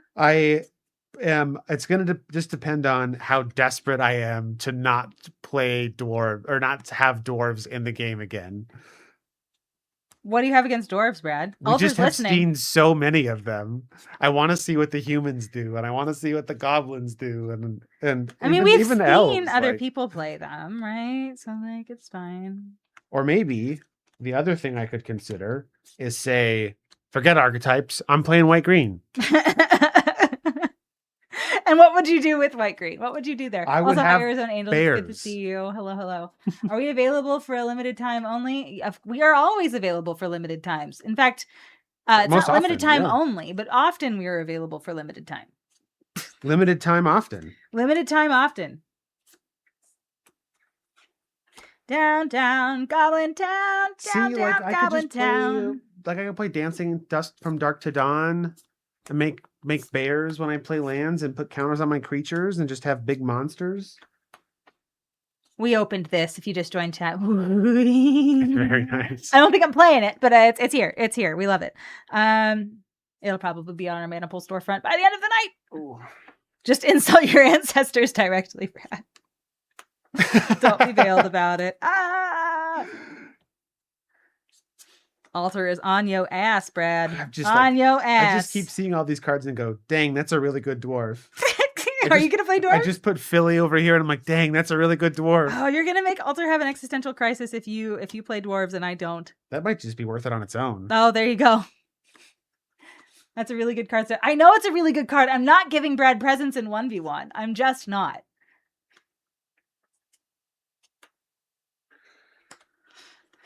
It might be so if Brad is doing like the draw 2 archetype with humans, I might board it in after game 2. I'm not going to put it in game, or I'm not going to put it in initially because like I try, even if he is playing the elf deck, I don't think he's playing the elf deck, but even if he is, or not the human deck, I don't think he's going to do that. But even if he is, I try to build with like this is what I would play against the average opponent deck initially, and then sideboard afterwards. I try not to do too much. I know what Brad's playing kinds of things. So I feel like it makes for just more honest gameplay here, right? Mm-hmm. I think you and I both do a pretty good job of that. We'll pat ourselves on the back for that. Yeah. We just like, even though we're talking about what we're building, just kind of keep blinders on whenever we're deck building and just acting like we're going to be playing in a whole event instead of just against each other, right? Brad will be dwarfed. I hope so. I certainly hope so. I really need this one. I do. I won Mystery Booster and then promptly lost the Hobbit. Or I lost the Hobbit at pre-release at home. So I need to get back on track. We need to give Team Steph more points here. That's what we got to do. Brad is pandering a running gag on stream. He has your vote. Very nice. Or he can't has your vote. You're right. Yes. Yeah. Just looking at my blue cards, they're so bad. They're so bad, chat. I don't think there's any world where it makes sense to try to play blue here. Yeah. But gosh darn, I want to play white blue. Shucky darns. You know what? I do have 2 copies of Long Dog. I feel like Long Dog might be the new Goblin Hole. Which is not Goblin Hole, Hobbit Hole, but that doesn't sound any better. But yeah, the Long Dog gives me a treasure when it enters, and it's colorless. It's also 2/2 Reacher. And Flashy Reacher. I feel like that fixes. I feel like that might be the thing that liberates me from the constraints of whatever it is that Wizards of the Coast is trying to do to me. Yeah, don't let Wizards of the Coast tell you what cards to put in your deck, Stephanie. I have Desolation of Smaug, and I have Smaug. I can't. How do I not do that? How do I not play Smaug and his Desolation? Ooh, then it would be a big flavor win to play dwarves versus Smaug. I know. It'd be pretty good. How do I resist such a thing? She asks. I don't know. We're gonna see. Ooh, that said, I may have oversold the goodness of the dwarves here. Oversold the goodness of the dwarves. How? Not in general. Is there a possibility that is even a thing? I think so. Down, Goblin Town. I have okay removal in red. I think I might be on white green. Like I'm looking at my my stuff here, right? Like I've got 2 nasty little rabbits, which I don't actually know if it's a good card yet. It did well for me in one of my pre-release events, and it was not good in Two-Headed Giant. Okay. But I have the Bejeweled Warg. I have Dancing from Dark to Dawn. I have 2 copies of Beorn Reluctant Host and this Bowside Wanderers. I think regardless of what I'm doing, I'm going to be heavily relying on white. I have some really good white cards, and I think looking at my white cards, I do think green is my second best color, and so I think, who needs archetypes? Not me. Where we're going, we don't need archetypes. Yeah, he says. I have this Giant's Boulder, which can blow up any permanent. for 7 mana. Yeah, but if I'm in green. If you're in green, you're absolutely going to want to pay 7 mana to activate something to destroy a 5/5 creature. Yeah. And I have Thorn. I have Thror's Map, which can find me a basic land. I can play 5 colors. All right. I can play my. Let's see. What do I have for lands? I have Mirkwood. I could maybe splash black. Let's see. I got to see what my removal's like. I don't have a lot of hard removal, but I have some combat tricks in white. So I think that's what my heart is telling me. White green. I think that's the plan. I think I'm in black red tonight. Okay. I don't think I'm in elves. I think I'm in black red. And we're playing Smaug. We're playing his Desolation. We're playing Hello Ladies. And we're playing the Amass rare up here. The black Amass rare. Yeah. Okay. I think we have enough removal. We've got 2 Pinecone Strikes. I've got 2 of the +3/+0. I've got the Desolation of Smaug.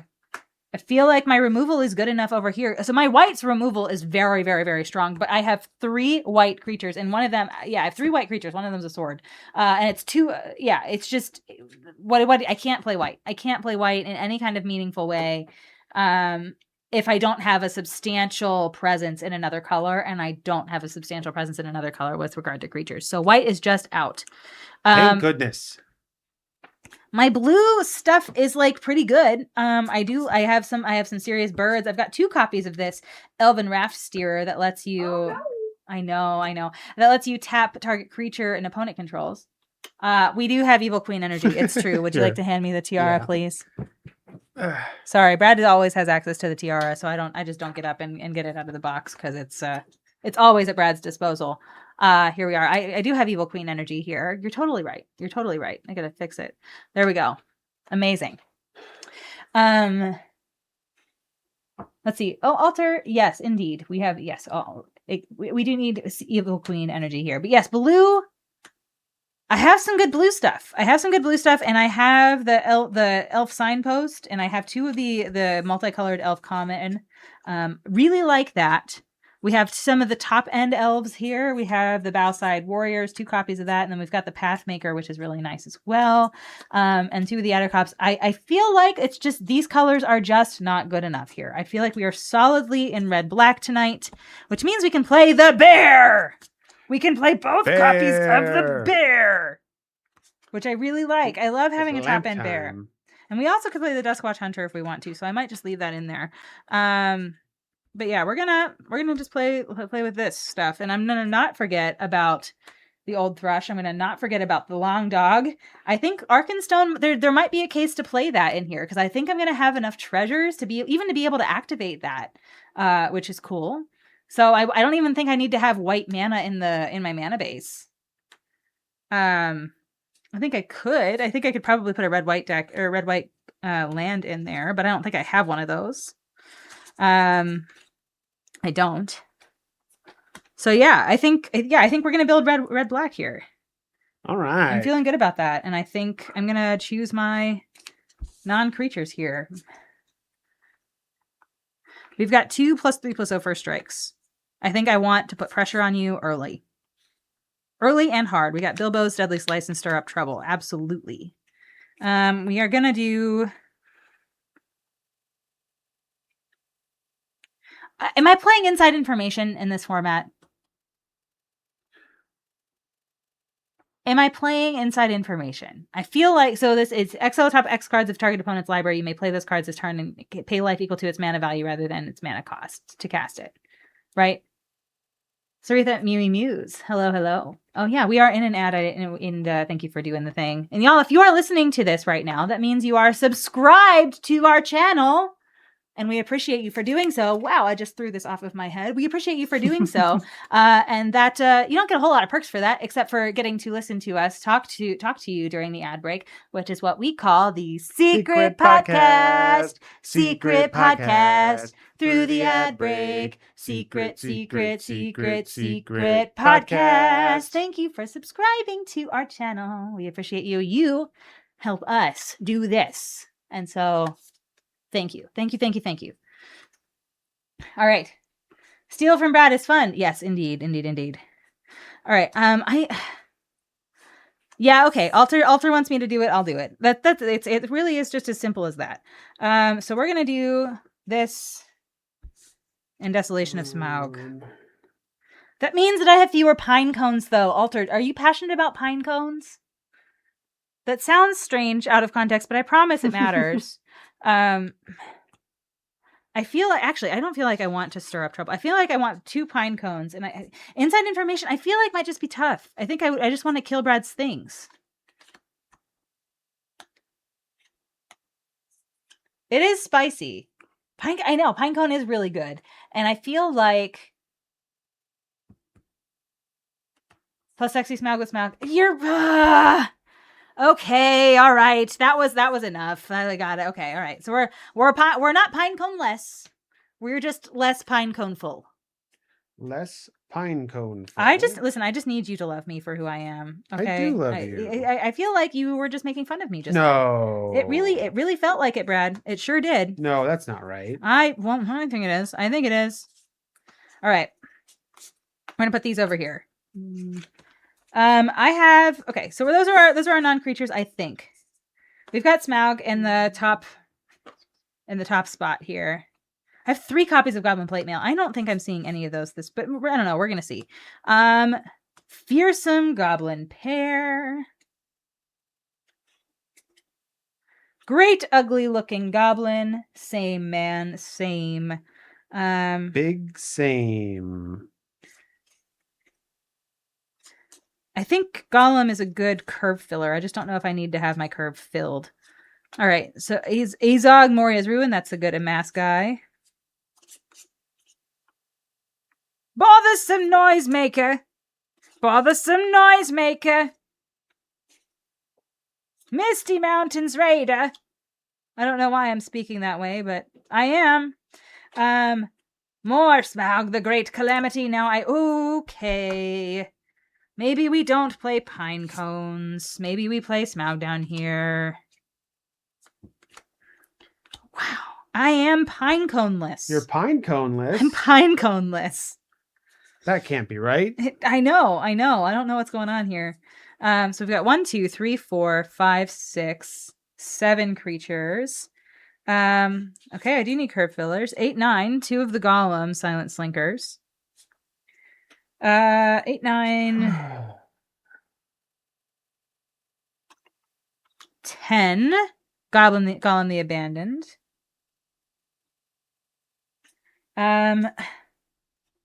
11, 12.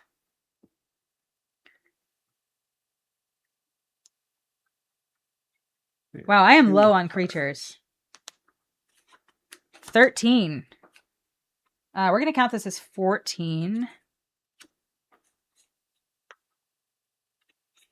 I don't want to play 3 copies of Gollum Silent Slinker, but I feel like I have to. I can just send it on an adventure, I guess, if it's bad in my hand. That's tough. Legendary creatures at common, y'all, are tough. But I do think so. I will offer this piece of good feedback about this set. Now I do have some good feedback about this set, but I think a lot of the legendary creatures at common. And I will show 2 examples that I happen to have in my hand here. We have Owen and we've got Gollum Silent Slinker, right? So both of these are legendary creatures. Both of these are common. Both of these are cast relatively early in the game, right? But they both have something in common, and that something in common is you can do something with them if you have them in your hand and you already have one on the battlefield. So Owen the Brave lets you basically cycle. So if you want to cycle your Owen, you can cycle. If you want to cycle the Owen that's in your hand, you can cycle the Owen that's in your hand and draw a new card. Great. And then Gollum, you can send him on an adventure if you have the other Gollum already on the battlefield. So I do like that.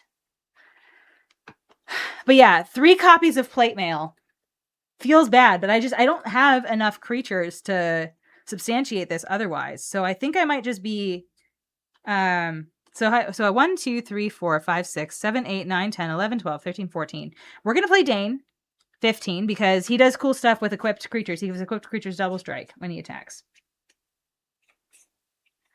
1, 2, 3, 4, 5, 6, 7, 8, 9, 10, 11, 12, 13, 14, 15 creatures. 15 creatures, and then what if I just play more removal?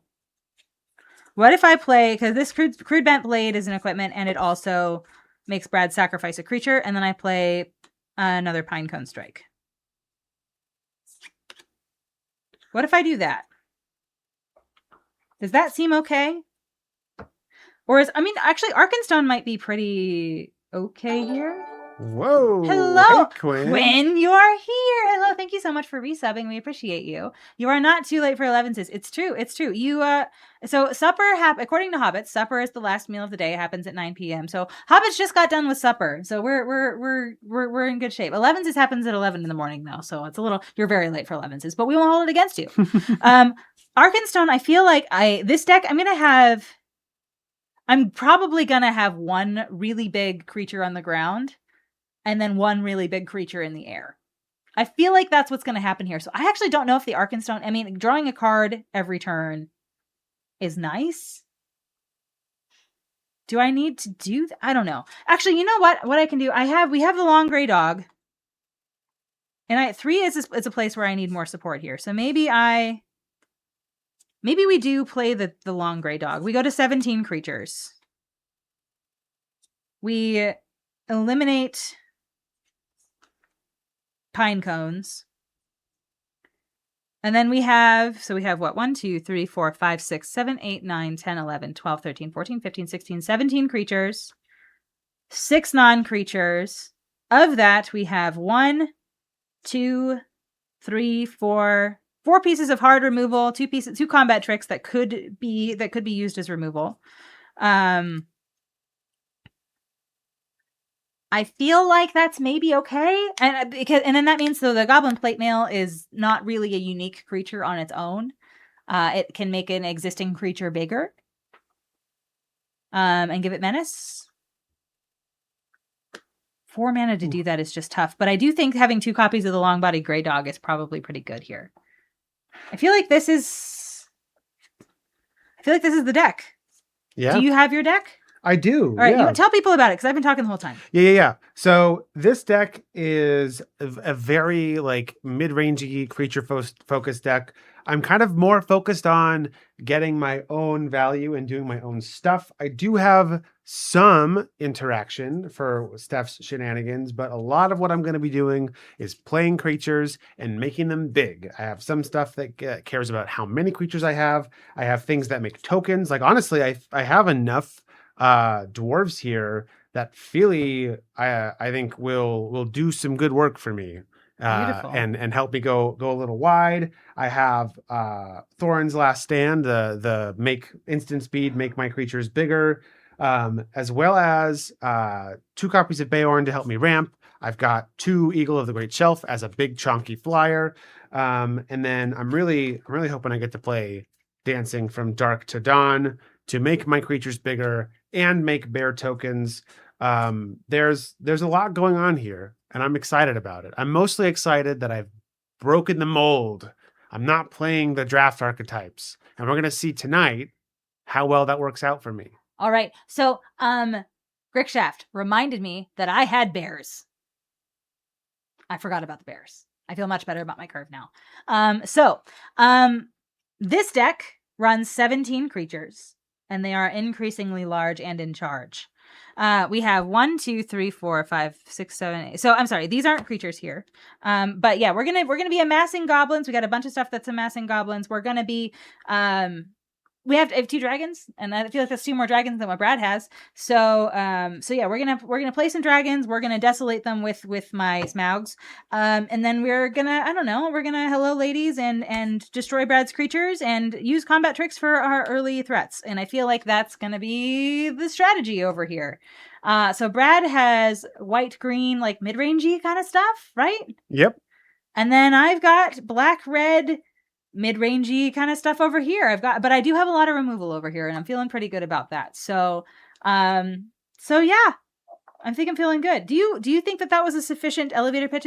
I think so. Do you feel like you have been sufficiently informed about what our decks do? Anybody else have any questions about anything? Because I think we can just roll right. into gambling. Or no, jambling. We don't do that. We don't do the hard G here. We do the soft G. Jambling. So, friends, if this is your first time here, first of all, welcome. Secondly, you are invited on the Purple app on Twitch to participate in our predictions here. And so you have just heard what my deck does. You have heard what Brad's deck does. And it is your turn to let us know who you like better. And by that, I mean who's going to win, or let us know who you think is going to win tonight. And so go ahead and put down some channel points. Let us know if who you are more confident in. You can put down as many channel points as you want.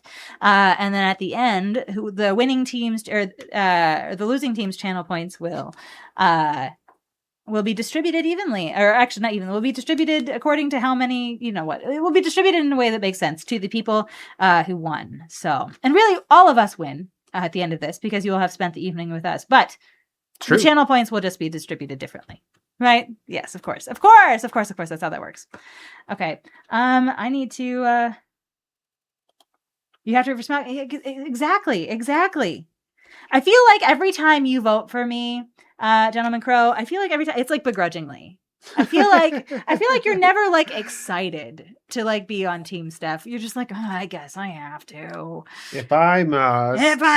I guess she sent me a flame, and so I have to. But yeah, Quinn, would rather not.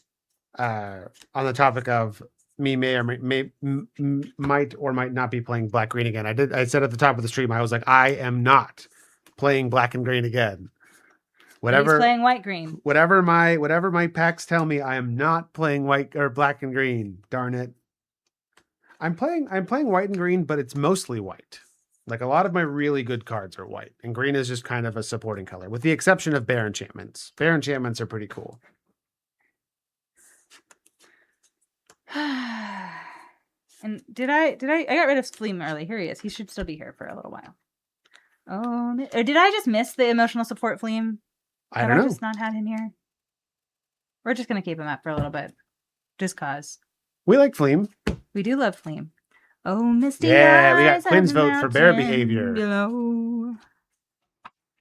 Keep careful watch on my brother's soul. I love the adventure things. Very good. And should the sky. It's very, very good. I have bears in my deck. Why are you rewarding Brad? I have 2 of the huge bears. My bears are bigger and better than his bears. But you don't have bear enchantment. I don't. But I don't need bear enchantment because I just have the extra large bears. Yeah, but I have Bear Daddy. Okay, fine. You have Bear Daddy. That is a compelling argument. Unfortunately. We have to reward his original thought. No, we don't. Yeah, we do. I have the bare necessities. Exactly. Take a look at the Vincents and maybe try a few.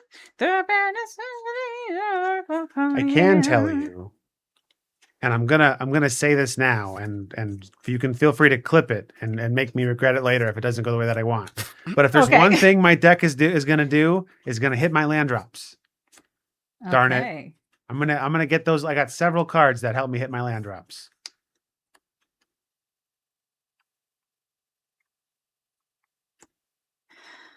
If there's one thing Brad is known for, it's not for having original thoughts. Come on. But it is for hidden land drops.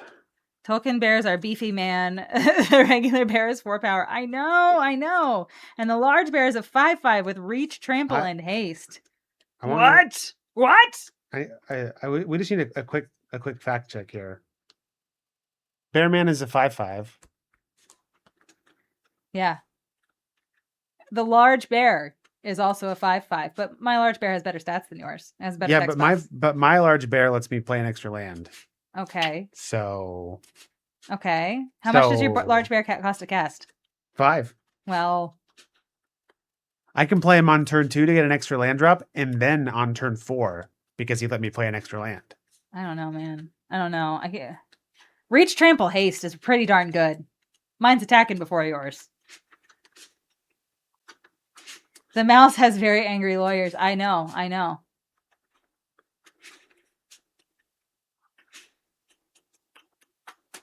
They can get us for all we're worth. Which, by the way, is not a lot. If they want to go through all that effort.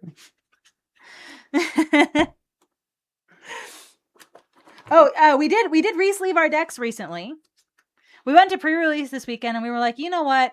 It's time for it. Because like Nerd Gear has released some new colors and like some really nice new pastel colors, and we weren't really playing them.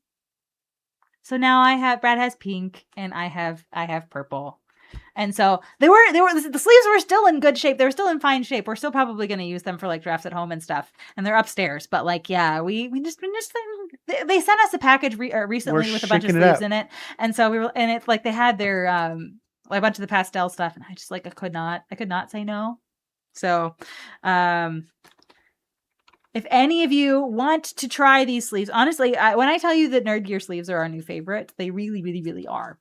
And they, I think they're the thickest sleeves on the market. They're thicker than Dragon Shields, and I think those are usually lauded as being the thickest. But there are 2 microns thicker, I believe, than Dragon Shield. And I do think that contributes to their durability and also to the opaqueness. So the back of the card, you can't see a blessed thing, even on the light colored sleeves. Really like them. They have a nice textured back that seems like it is a weird choice, but I don't think the sleeves stick together very much whenever you, like, especially as the sleeves age. It gives some separation between the sleeves, which I think is very helpful. It makes them not stick quite as much. The edges are nice and sharp, which I like. And also I find that the textured back similarly kind of helps them not slide all over each other whenever you first open them. So we didn't have any oh no our cards things at this weekend whenever we re-sleeved for pre-release. So anyway, if you think that sounds good, honestly I think it's one of their best products. I truly do. And I think it's like the unsung hero of the Nerd Gear product catalog. So check it out. It supports us when you use that link, but you don't have to use that link if you don't like saving money. That's like okay, but yeah. 1 2 3 4 5 6, 7. So we're just going to go 7 and 7. We're just going to keep it nice and easy breezy. No, 8 and 8. Gosh, I need to count. 1, 2, 3, 14 lands. No. 14 lands. 3, 4, 5, 6, 7, 8. That is what we're doing. You wanted me to play 14 lands. You just want it to be a non-game. I mean, if you want to play 14 lands, I support your decision. I don't want to play 14 I trust lands. your judgment if you want to play 14 lands. I don't want to play 14 lands. Anyways, points in. You're going to go to you clean the bathroom. Okay, that's fair. All right. Have a good night, Gentleman Crow. Thank you so much. It's great to see you. Purple is your favorite color. This is one of the many reasons why you're a Team Steph. It's good stuff. I also like purple things. I'm not very good at having favorites. I'm similarly passionate about green, as it turns out, but purple is great. I'm really bad at declaring that I have a favorite anything.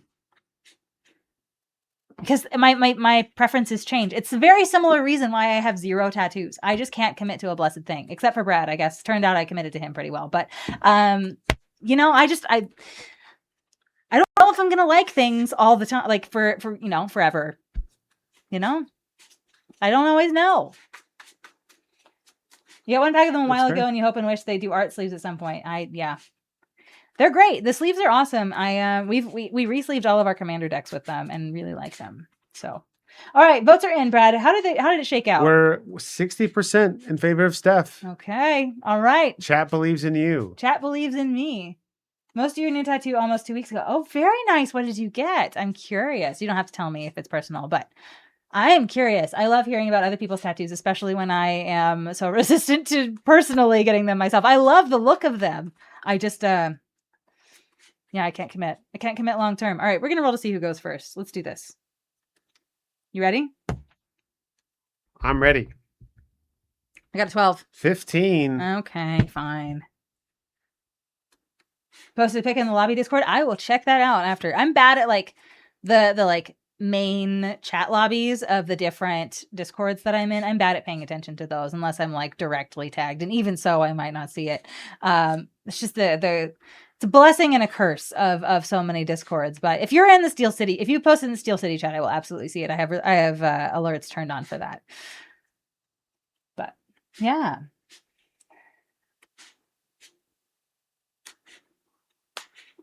The bare necessities of life will come to you. You're just bad with Discord in general. Yeah. Ooh, I'm on the play It's in the selfie channel. I see. This is potentially a risky keep. Oh, I'm going to keep this. I'm going to keep it enthusiastically. You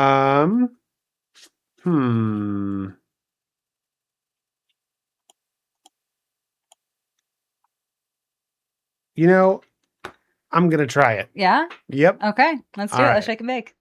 Forced. Pass. I will draw. I'll play mountain and I will pass. We'll draw. Never mind. I'm the best Magic player ever. Never punished. Here's the Bejeweled Warg. Oh, you son of a gun. So 3/2 with trample. When this creature deals combat damage to a player, I can either put a +1/+1 counter on a wolf I control or create a treasure token. And I will pass to you. I dislike you. All right, I will play a swamp. And I will pass the turn. All right. I don't Untap. like this. I don't like Draw. this. This makes me sad. 2 mana 3/2 is just real good. I'm going to combat. Here's a 3/2.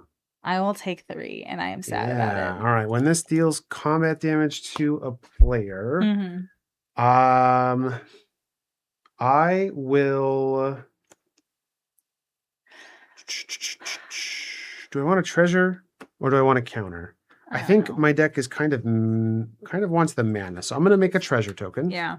Very cool. Mm-hmm. Second main phase, I will play a forest, and we will have a saga. This is the Mountain King's Return. Okay.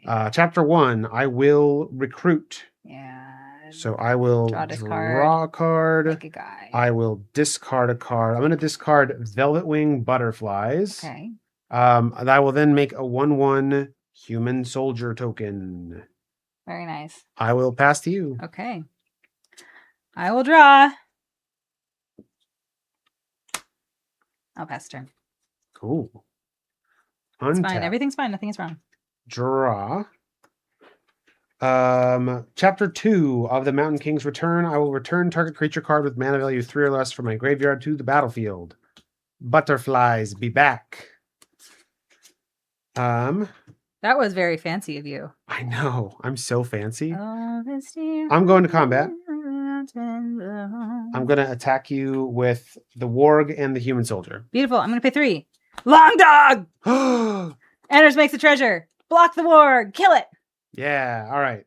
So it's a 2/2. It's a 2/2, so you're still going to deal damage. So you're going to take 2. I will take 2. I don't have another wolf to put a counter on, so I suppose I will make a second treasure token. Long dog! What are the Team Long Dog, odds let's go! that I have another treasure token, so I don't have to use dice like a scrub. I don't have to use dice like a scrub. Let's go, baby. All right. Warg is dead. Okay. So second main, we'll play a Plains, and I will cast for 5 mana. I will play Eagle of the Great Shelf. Okay. 2/5 with flying. When it attacks, it gets +1/+1 until end of turn for each other creature I control. Okay. Pass to you. Untap. Draw. I will play Mountain. And what is the third mode on your saga? Put a +1/+1 counter on up to 1 target creature. Okay.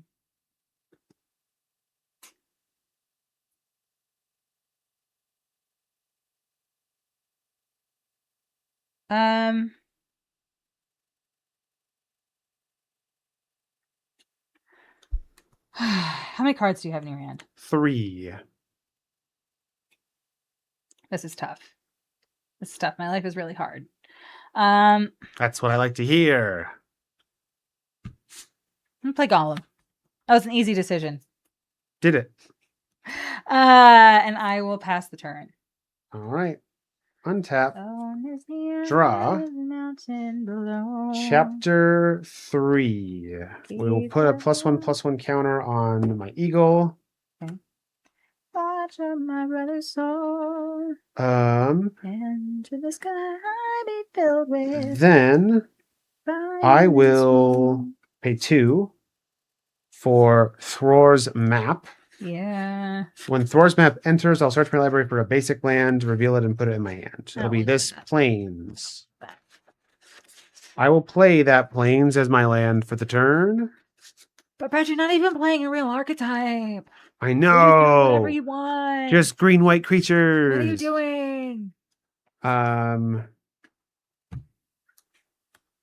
will cast Ori, Keeper of Songs. 3/3. Ori is a 3/3, has storied, which I do have my enduring story. Love it. As long as I have the enduring story, Ori gets +1/+0 and has vigilance. Love it. I'm going to combat. Yep. This is a 2/2 with flying. This Eagle of the Shelf is currently a 3/6 with flying, but it will get +3/+3. So I've got 2 and 6 for 8. I'll take 8. I'll go to 7.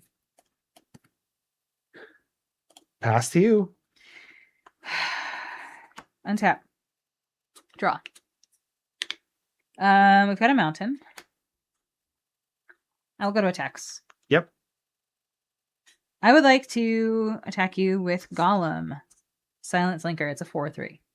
I will not block. Beautiful. I will pay 2. We're going to cast Smaug's Fury, and we're going to give it +3/+0 until the end of the turn. So you're going to take 7. Take 7. Beautiful. Second main.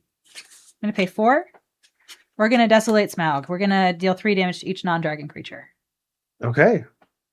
That's all of my creatures dead except for the bird. I know. I get 4 mana in any combination to cast dragon spells, but guess what I don't have in my hand? I will pass the turn. All right. Untap. I don't love my position here, though, because the bird is hard to kill. I gotta find... Sing Song Steph is definitely... listen, I am always Sing Song Steph. I'm just much better at hiding it sometimes. I will cast Beorn, Reluctant Host. 5/5 human bear shapeshifter with trample.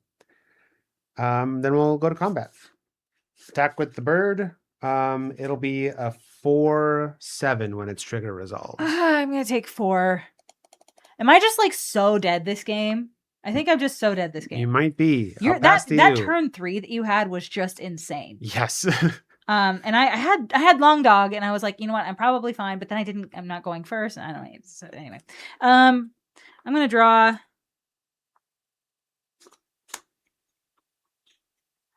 And then you have 4 in the air. Yeah. I lose. I don't have anything to block your flyer. So we're gonna go to next game. That was a lot. I did not love that. That. That did not spark joy. You had a really good start. I did. Yeah. So that was a risky keep that paid off. Okay. And I'm almost certainly going to learn the wrong lesson from that. I love that. Please continue learning wrong lessons. All right, we're going to run an ad while we shuffle. But yeah, we'll just be back in 90 seconds, y'all. Thank you so much. Uh-oh. Oh, Brad, you have to wear finger tentacles. Very nice. I love when people put finger tentacles on you during the secret podcast. Risky keeps pay off. They can. They don't always. They can. Our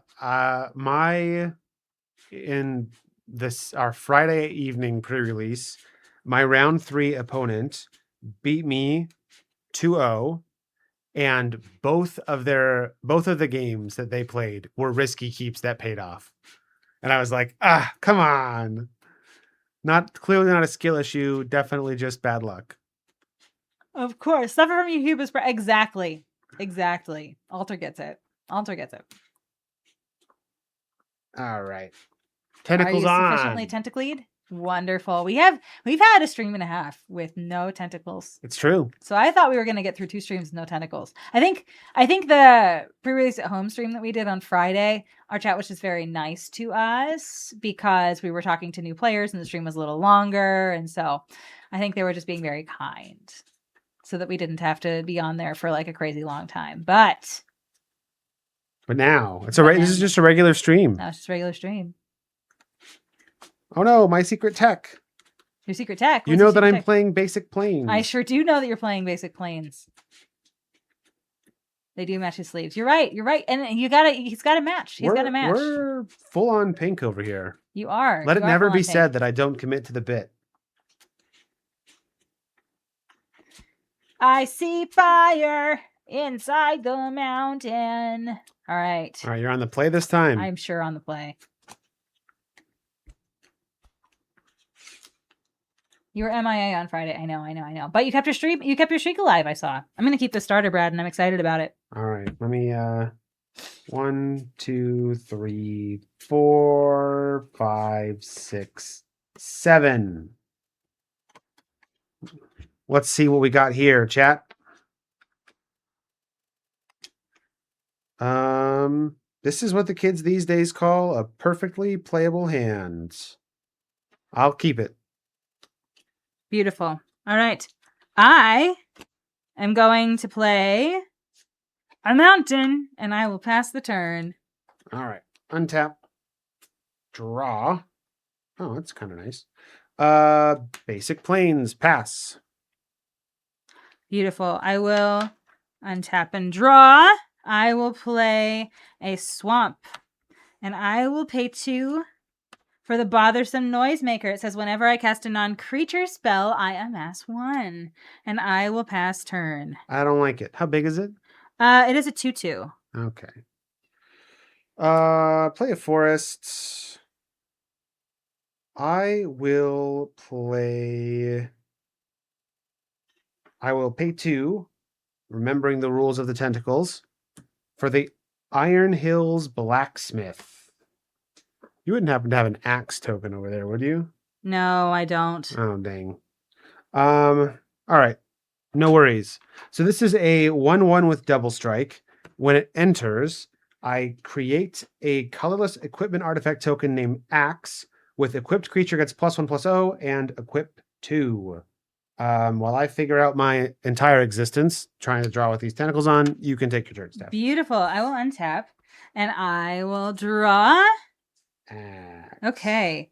I will begin by paying 2 for Goblin Plate Mail. This is a non-creature spell, so I have a Goblin Arm E token here. Look at it; it's a very nice Goblin Arm E. So it's a 0/0 and it has a 1/1. And then when this enters, I amass Goblins 1. Boo! And attach this to it. So now I have a 3/2 with Menace over here, Brad. It's very exciting, and you have but a 1/1 with double strike, huh? Yep.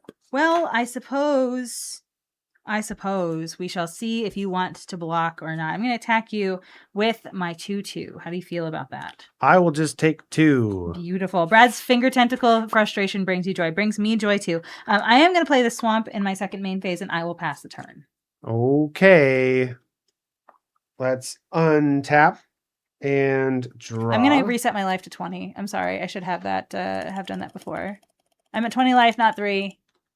I'm feeling better about this start than I felt about last time, Brad. I just gotta say. Okay. I love this for you. I do too. I'm gonna play Forest. Yes.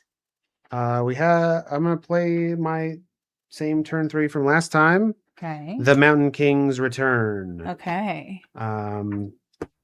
So chapter 1, I will recruit. Okay. So we will draw a card. Mm-hmm. I will discard this Dwarven Provisioner.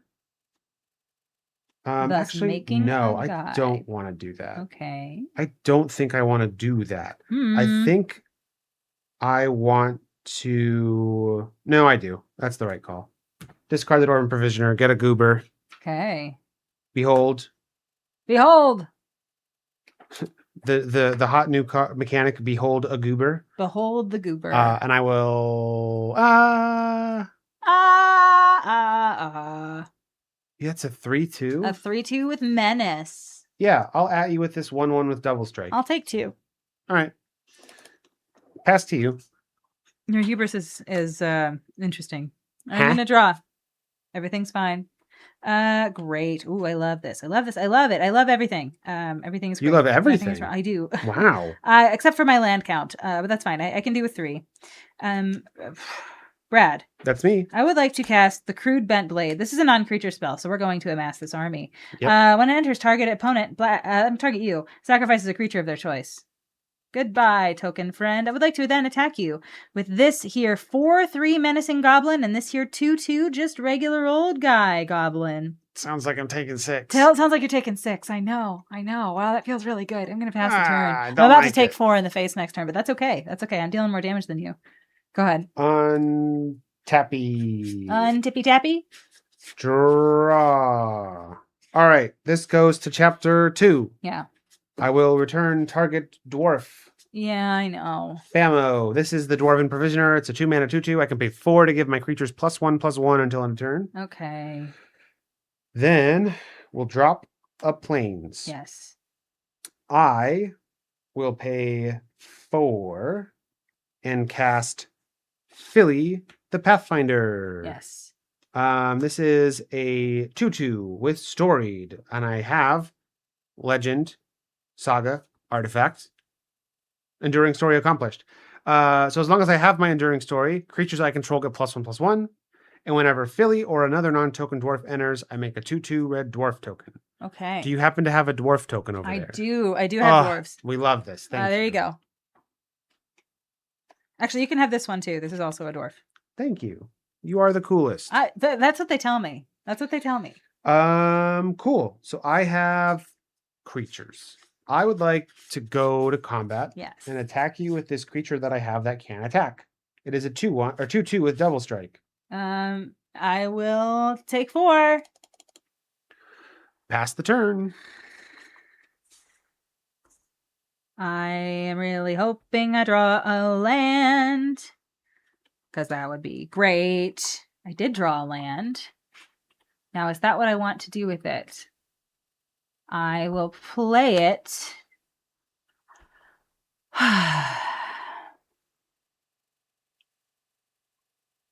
Oh, no, because when I cast, I get a counter and then it survives. Oh, that's so good. Okay. We're going to Desolate Smaug again. Oh.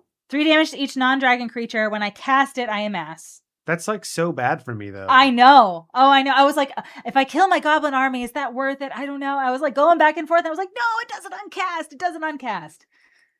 But Steph, I don't like that you did that to me. Well, if you cry about it, it might help your situation. So you could really lean into what you're doing here and see if that helps. I am sad.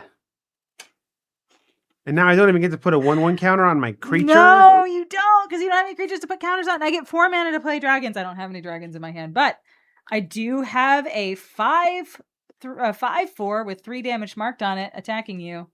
I'll take 5. Everything is great. I love it. I'm going to pass the turn. All right. Untap. Good enough. Draw.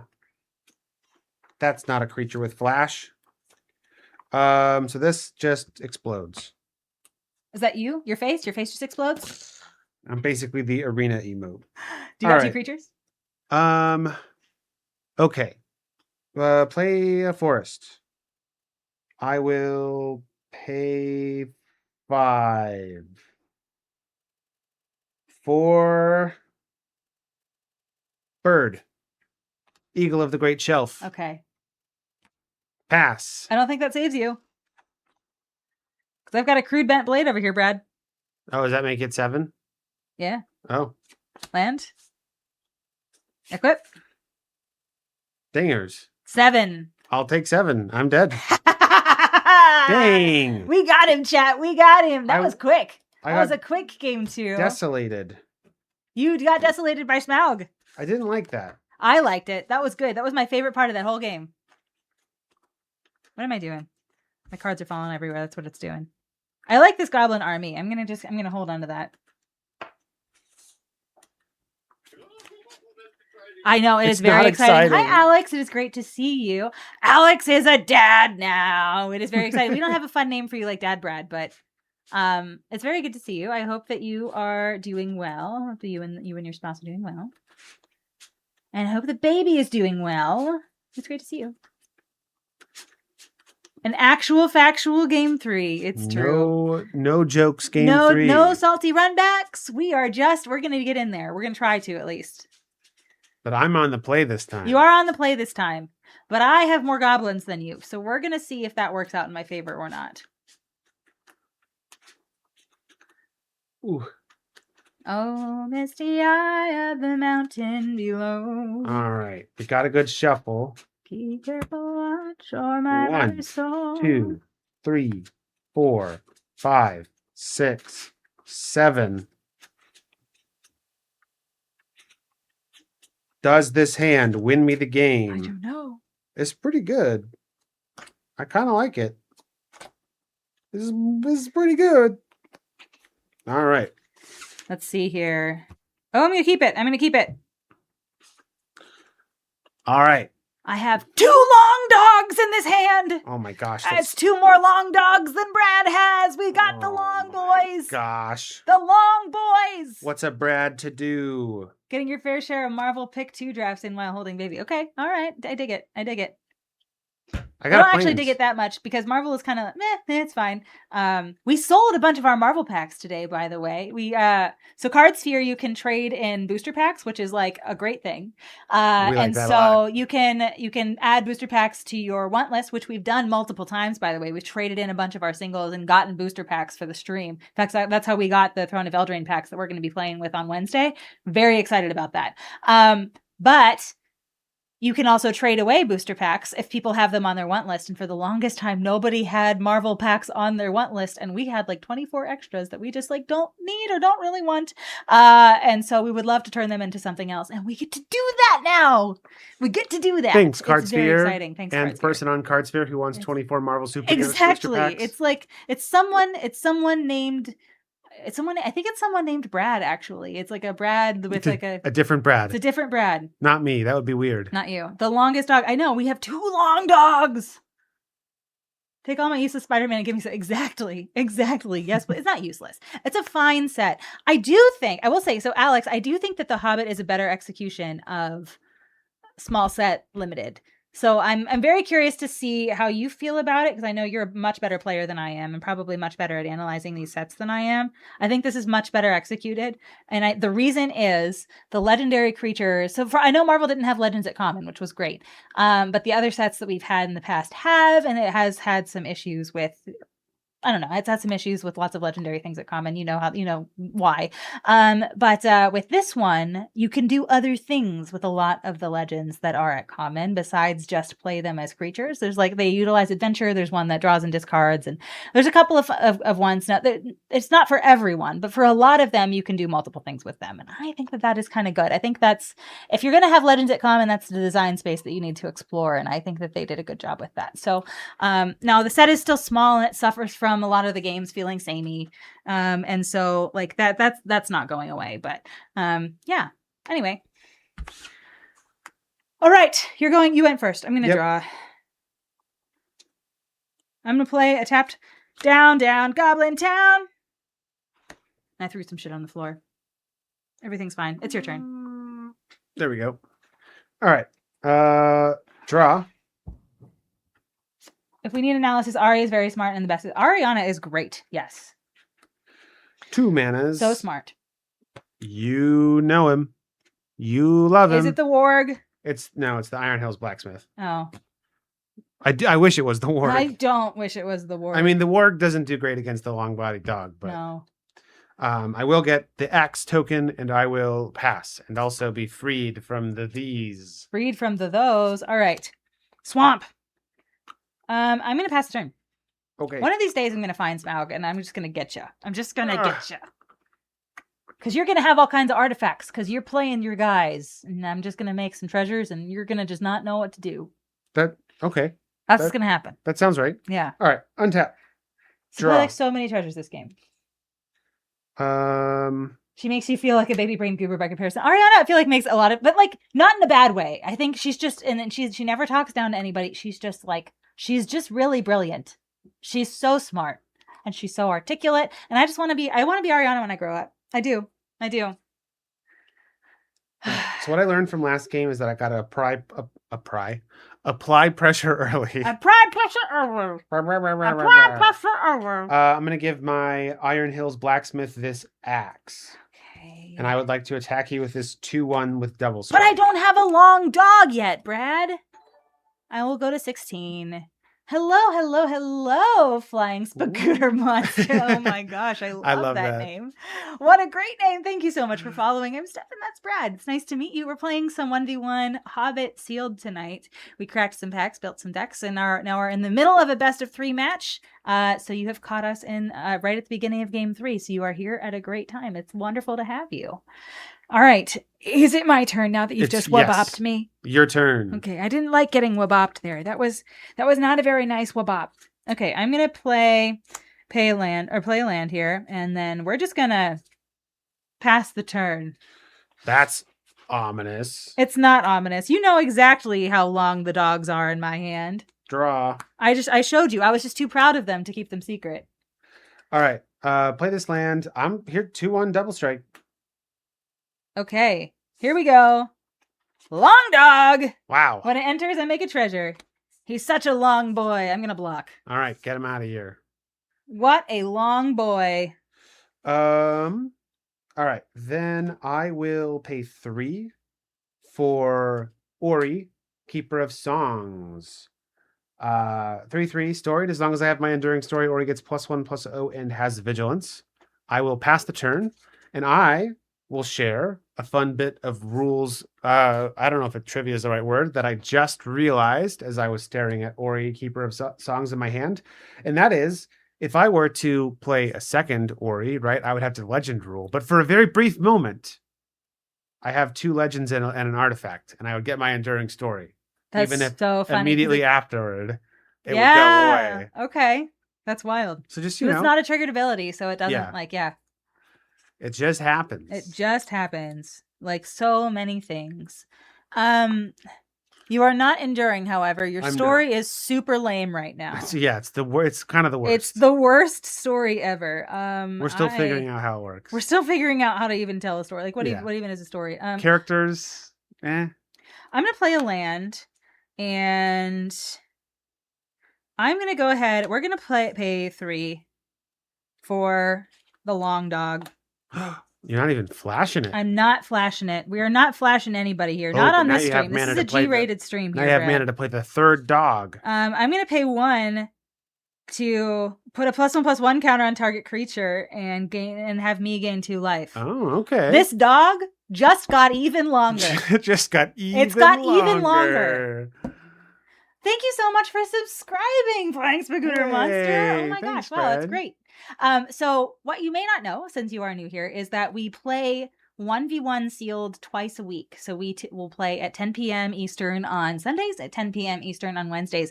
And we play with real physical booster packs. And so it costs a lot of money to do that. And so we really rely on the generosity of our subscribers. So thank you so much for doing that. That means that we can keep this going a little while longer. And so in case any of y'all are curious, on our last stream, we had chat vote for who they want or what they wanted us to play on stream on Wednesday. And what they voted for was OG Throne of Eldraine.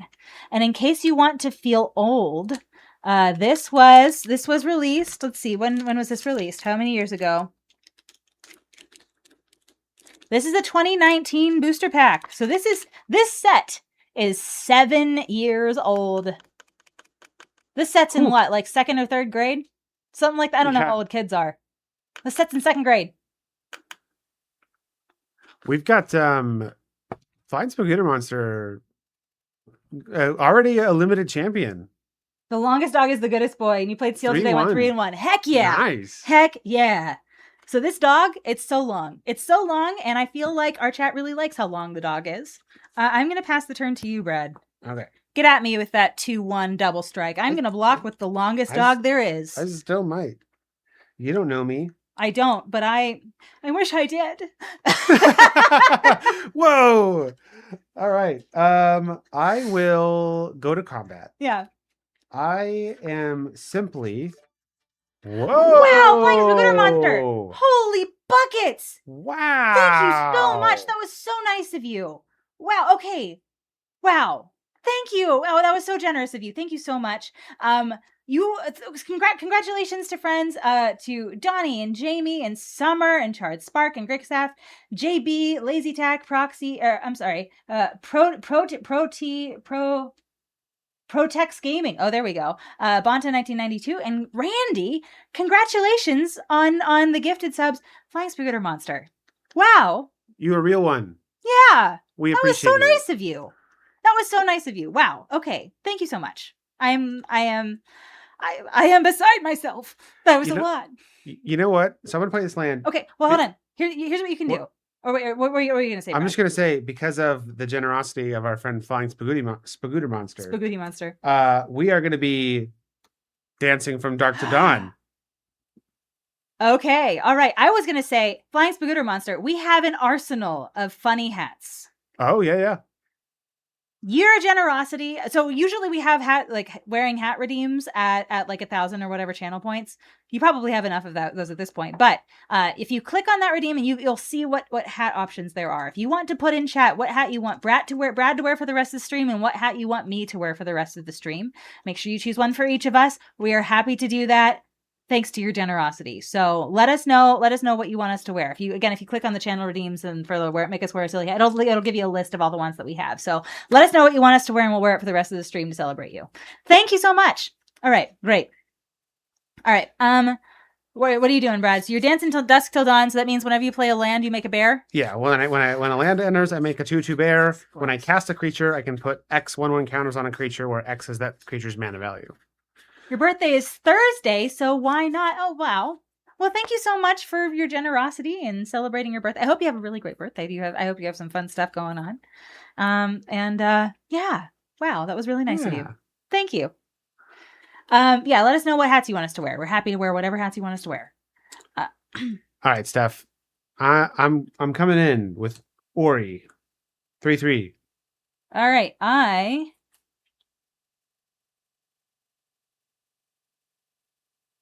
I'm gonna block it. Okay. The dog is too long.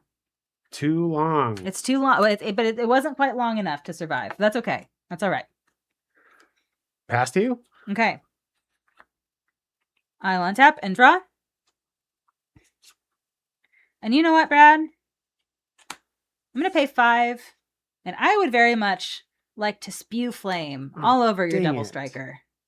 Dang We're going to send Smaug on an adventure. I was going to put so many 1/1 counters on it, though, I Steph. know. I did notice that. So Smaug is going to go over here on an adventure with Gollum. I don't think they like each other very much, but here they are. And I will pass the turn. And you know what? If we don't get, I feel like I will pick the hats. I will pick the hats, and I will pick the ones that we don't wear very often. How about that? Okay. Yeah.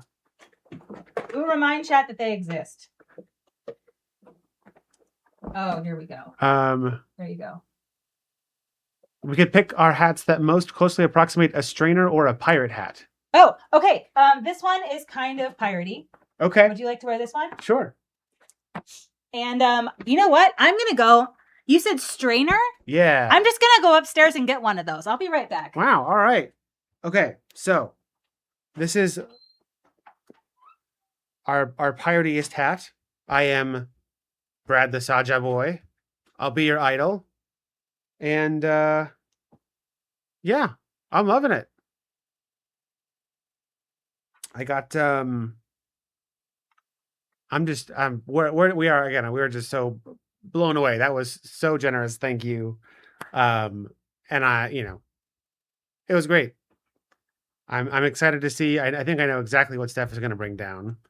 And if I'm right, it's going to be one of my greatest contributions to our marriage. Oh, you've already given them the spiel. Not the spiel. I just said I thought I knew what you were bringing down, and if this is it. It's the trapdoor colander. It's incredible. You don't think you need one until you don't have one, and then you realize it exists in the world. But anyway, this is my hat for the evening. We're just going to keep this on all night long. Beautiful. Take your pictures, take your screenshots, whatever you want to do. Yes, here we go. It's very. When we were setting up our wedding registry, I was like, "We got to get this trapdoor colander stuff," and Steph was like, "We don't need that," and I was like, "No, but it's so cool though," and I was right.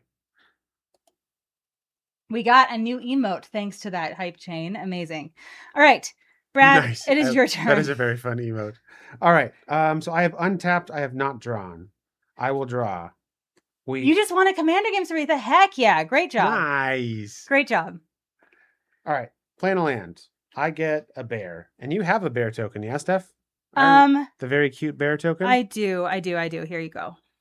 Thank you. Look at this. Look at this bear token. Yes. All right. Then, for 5 mana, I'm going to cast Beorn, Reluctant Host. Okay. That is a 5 mana creature. Yes. I will put 5 +1/+1 counters on the bear. It's a 7/7. 7/7 bear, and I will pass to you. I am terrified. Hold on. I don't know. Why is my screen looking the way that it is looking? Something wrong? Oh, no. Okay. So apparently, I think I accidentally scrolled on our game, and so it was offsetting everything in a weird way. All right. I'm going to untap and draw. What deck were you playing when you won, Saritha? Let us know. All right. I'm going to play land here. We've got 5 for Smaug. Oh, a different Smaug. I will make 1 tapped treasure. When I cast a spell, if mana from a treasure was spent to cast it, I draw a card and lose a life. Okay. I'm going to pay 1, 2, 3 to cast the Fearsome Goblin Pair. I will draw a card and I will lose a life. When it enters, I amass Goblins 1. So here is my Goblin army. And I'm going to put a +1/+1 counter on it. When this dies, I amass Goblins 4. All right. I do have a tapped treasure, so we're going to keep this here. And I will pass the turn to you, Brad. Do you have reach over there? No reach. Oh, heck yeah. All right. Draw. Does your bear have trample? It does not have trample. Okay. Electra Who Laughs at Fate. Wonderful. Beautiful. Yeah, that is a cool. The Electra Who Laughs at Fate is cool. Strainer Steph is giving you uncontrollable giggle. Well, it is a colander. It's the closest thing I had to a strainer. I don't have a mesh strainer that is the size of my head, but I feel like colander Steph works just great. Yeah. Okay. I will. Also, I know you wanted Brad to wear a strainer on his head, but I feel like I don't know. I'm doing him a favor by wearing the strainer because it doesn't want to stay on the head very well. But yeah, my head's a little flatter up top than his is. All right. I'm going to pay 3. Yeah. I am going to cast the Mirkwood Nurturer. Uh-huh. When the Mirkwood Nurturer enters, I return up to 1 other target permanent I control to its owner's hand. If I do, I put a 1/1 counter on it. Okay. When I cast it, I'm going to put 3 1/1 counters on Beorn. Okay. Beorn does have trample. So when Mirkwood Nurturer enters, I will return this Plains to my hand. I will then play that Plains as my land for the turn and make a bear, which we'll pretend this dwarf is a bear. Okay. I would then like to pay 2 for a Dwarven Provisioner, 2 more counters on Beorn. Yeah. And 2 for the Guardian of the Halls, 2 more counters on Beorn. You're doing too much over there, buddy. This is an 11/11 with trample. Fuck. I would like to go to combat. I'm sure you would. Attack you with 11 with trample and 7 just a bear. Okay, I will block the 7 just a bear and I will take 11. I will go to 4. Okay. Wild, what a turn. When this dies, I amass Goblins 4. That's a big goblins. It is. Pass to you. Oh my gosh, that is just such a huge creature. I'm gonna draw. All right. Land for turn. I will. Oh, no. Listen, everything is fine. I just need you to support me, okay?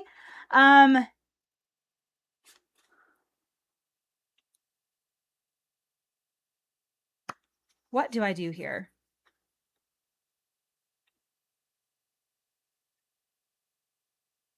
What does this do?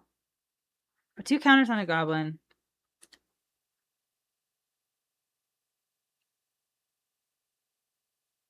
$11/11 with trample. 11/11. What the heck, Brad?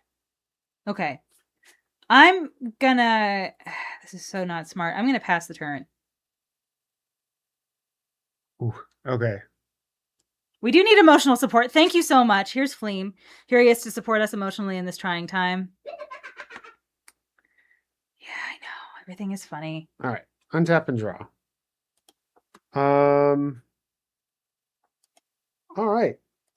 I will pay 2. I'm going to cast this Bejeweled Warg. Best believe. I'm going to put 2 +1/+1 counters on this bear. And then I'm going to combat. Yeah, I'm so dead. I'm coming in with the crew. I'm so dead. I was hoping you would just swing with Bjorn. I have 2 copies of Smaug's Fury. Oh. So I was like, okay, I can toast. So if you swung with the 2 big things and then held back because you thought I had room, I don't know. There was not a good way out of that for me. My only options were like play a 4/4 or 4/3 with Menace or play a 5/5 flyer. I still don't survive your board as it is with that. And so I was like, maybe he thinks I got stuff. I don't know. But you got it, buddy. You got it. Yeah. You got me. I did not love that. That did not. Okay, so I'm going to make the screen say Brad wins just so everybody can. That's my favorite screen. I know. Wow, so mean. So mean. Okay, Brad, give the people what they want. Yes. So for those of you who are new here, we do at the beginning of our streams, after we have built our decks, we tell you what decks we built. We give a little elevator pitch, and then you can decide with us who you think is going to win based on the elevator pitches that we give you. And so, yeah, Quinn. Okay, fine. Always bet on the Bears. Always I bet on know. Bears. I was so like the Bjorn or whatever. Yeah, can you Bjorn? read the chat what that does? This? Yeah. So he just gives. What's his sorcery? What? Oh, it's Till Intend. You got can it. play an additional hand this turn. Yeah, and then This bear is enchantment? this is the game winner right here. Dancing from Dark to Dawn. When you cast a creature spell, put X/1/1 counters on a creature you control, where X is its mana value, and then when a land enters, you make a 2/2 bear. Wow, that's insane.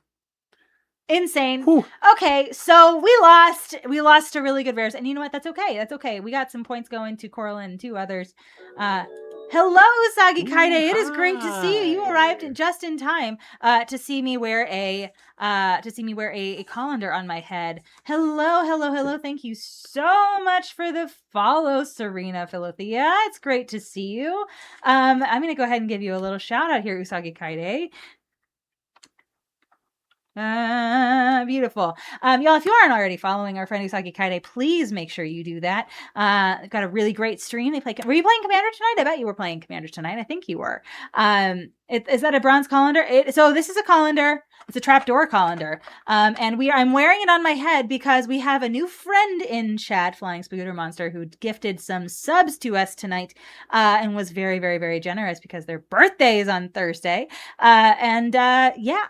So now I have a colander on my head because they said, whatever hat you have that closely approximates a strainer. And I said, okay, bet.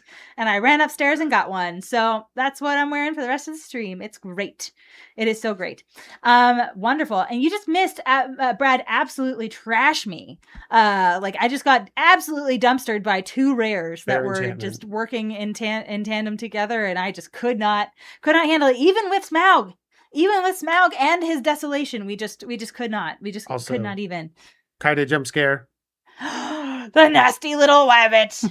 We love that. Okay, so, friends, since a lot of you are new here, hi, I'm Steph, and that is Brad. Yes, this is toward the end of our stream, but we are going to be back again on Wednesday. We stream on Sunday nights and Wednesday nights at 10 p.m. Eastern. Wow, it's falling off my head. At 10 p.m. Eastern, and we play 1v1 sealed. That is most of the time what we play. Once a month, we will play Commander. So I know you like watching Commander. It just came from Usagi Kaide's stream. So we do play Commander once a month, and when we do, we try to do it up, and we've got some really great guests this month, but I won't spoil that too much. But yes, on Wednesday we are playing Throne of Eldraine. And actually, I'm going to see when we're playing Commander, because I do believe our next Commander stream is Sunday. Let me see here. Quick check. Yes! So 1 week from today, we will be playing Commander.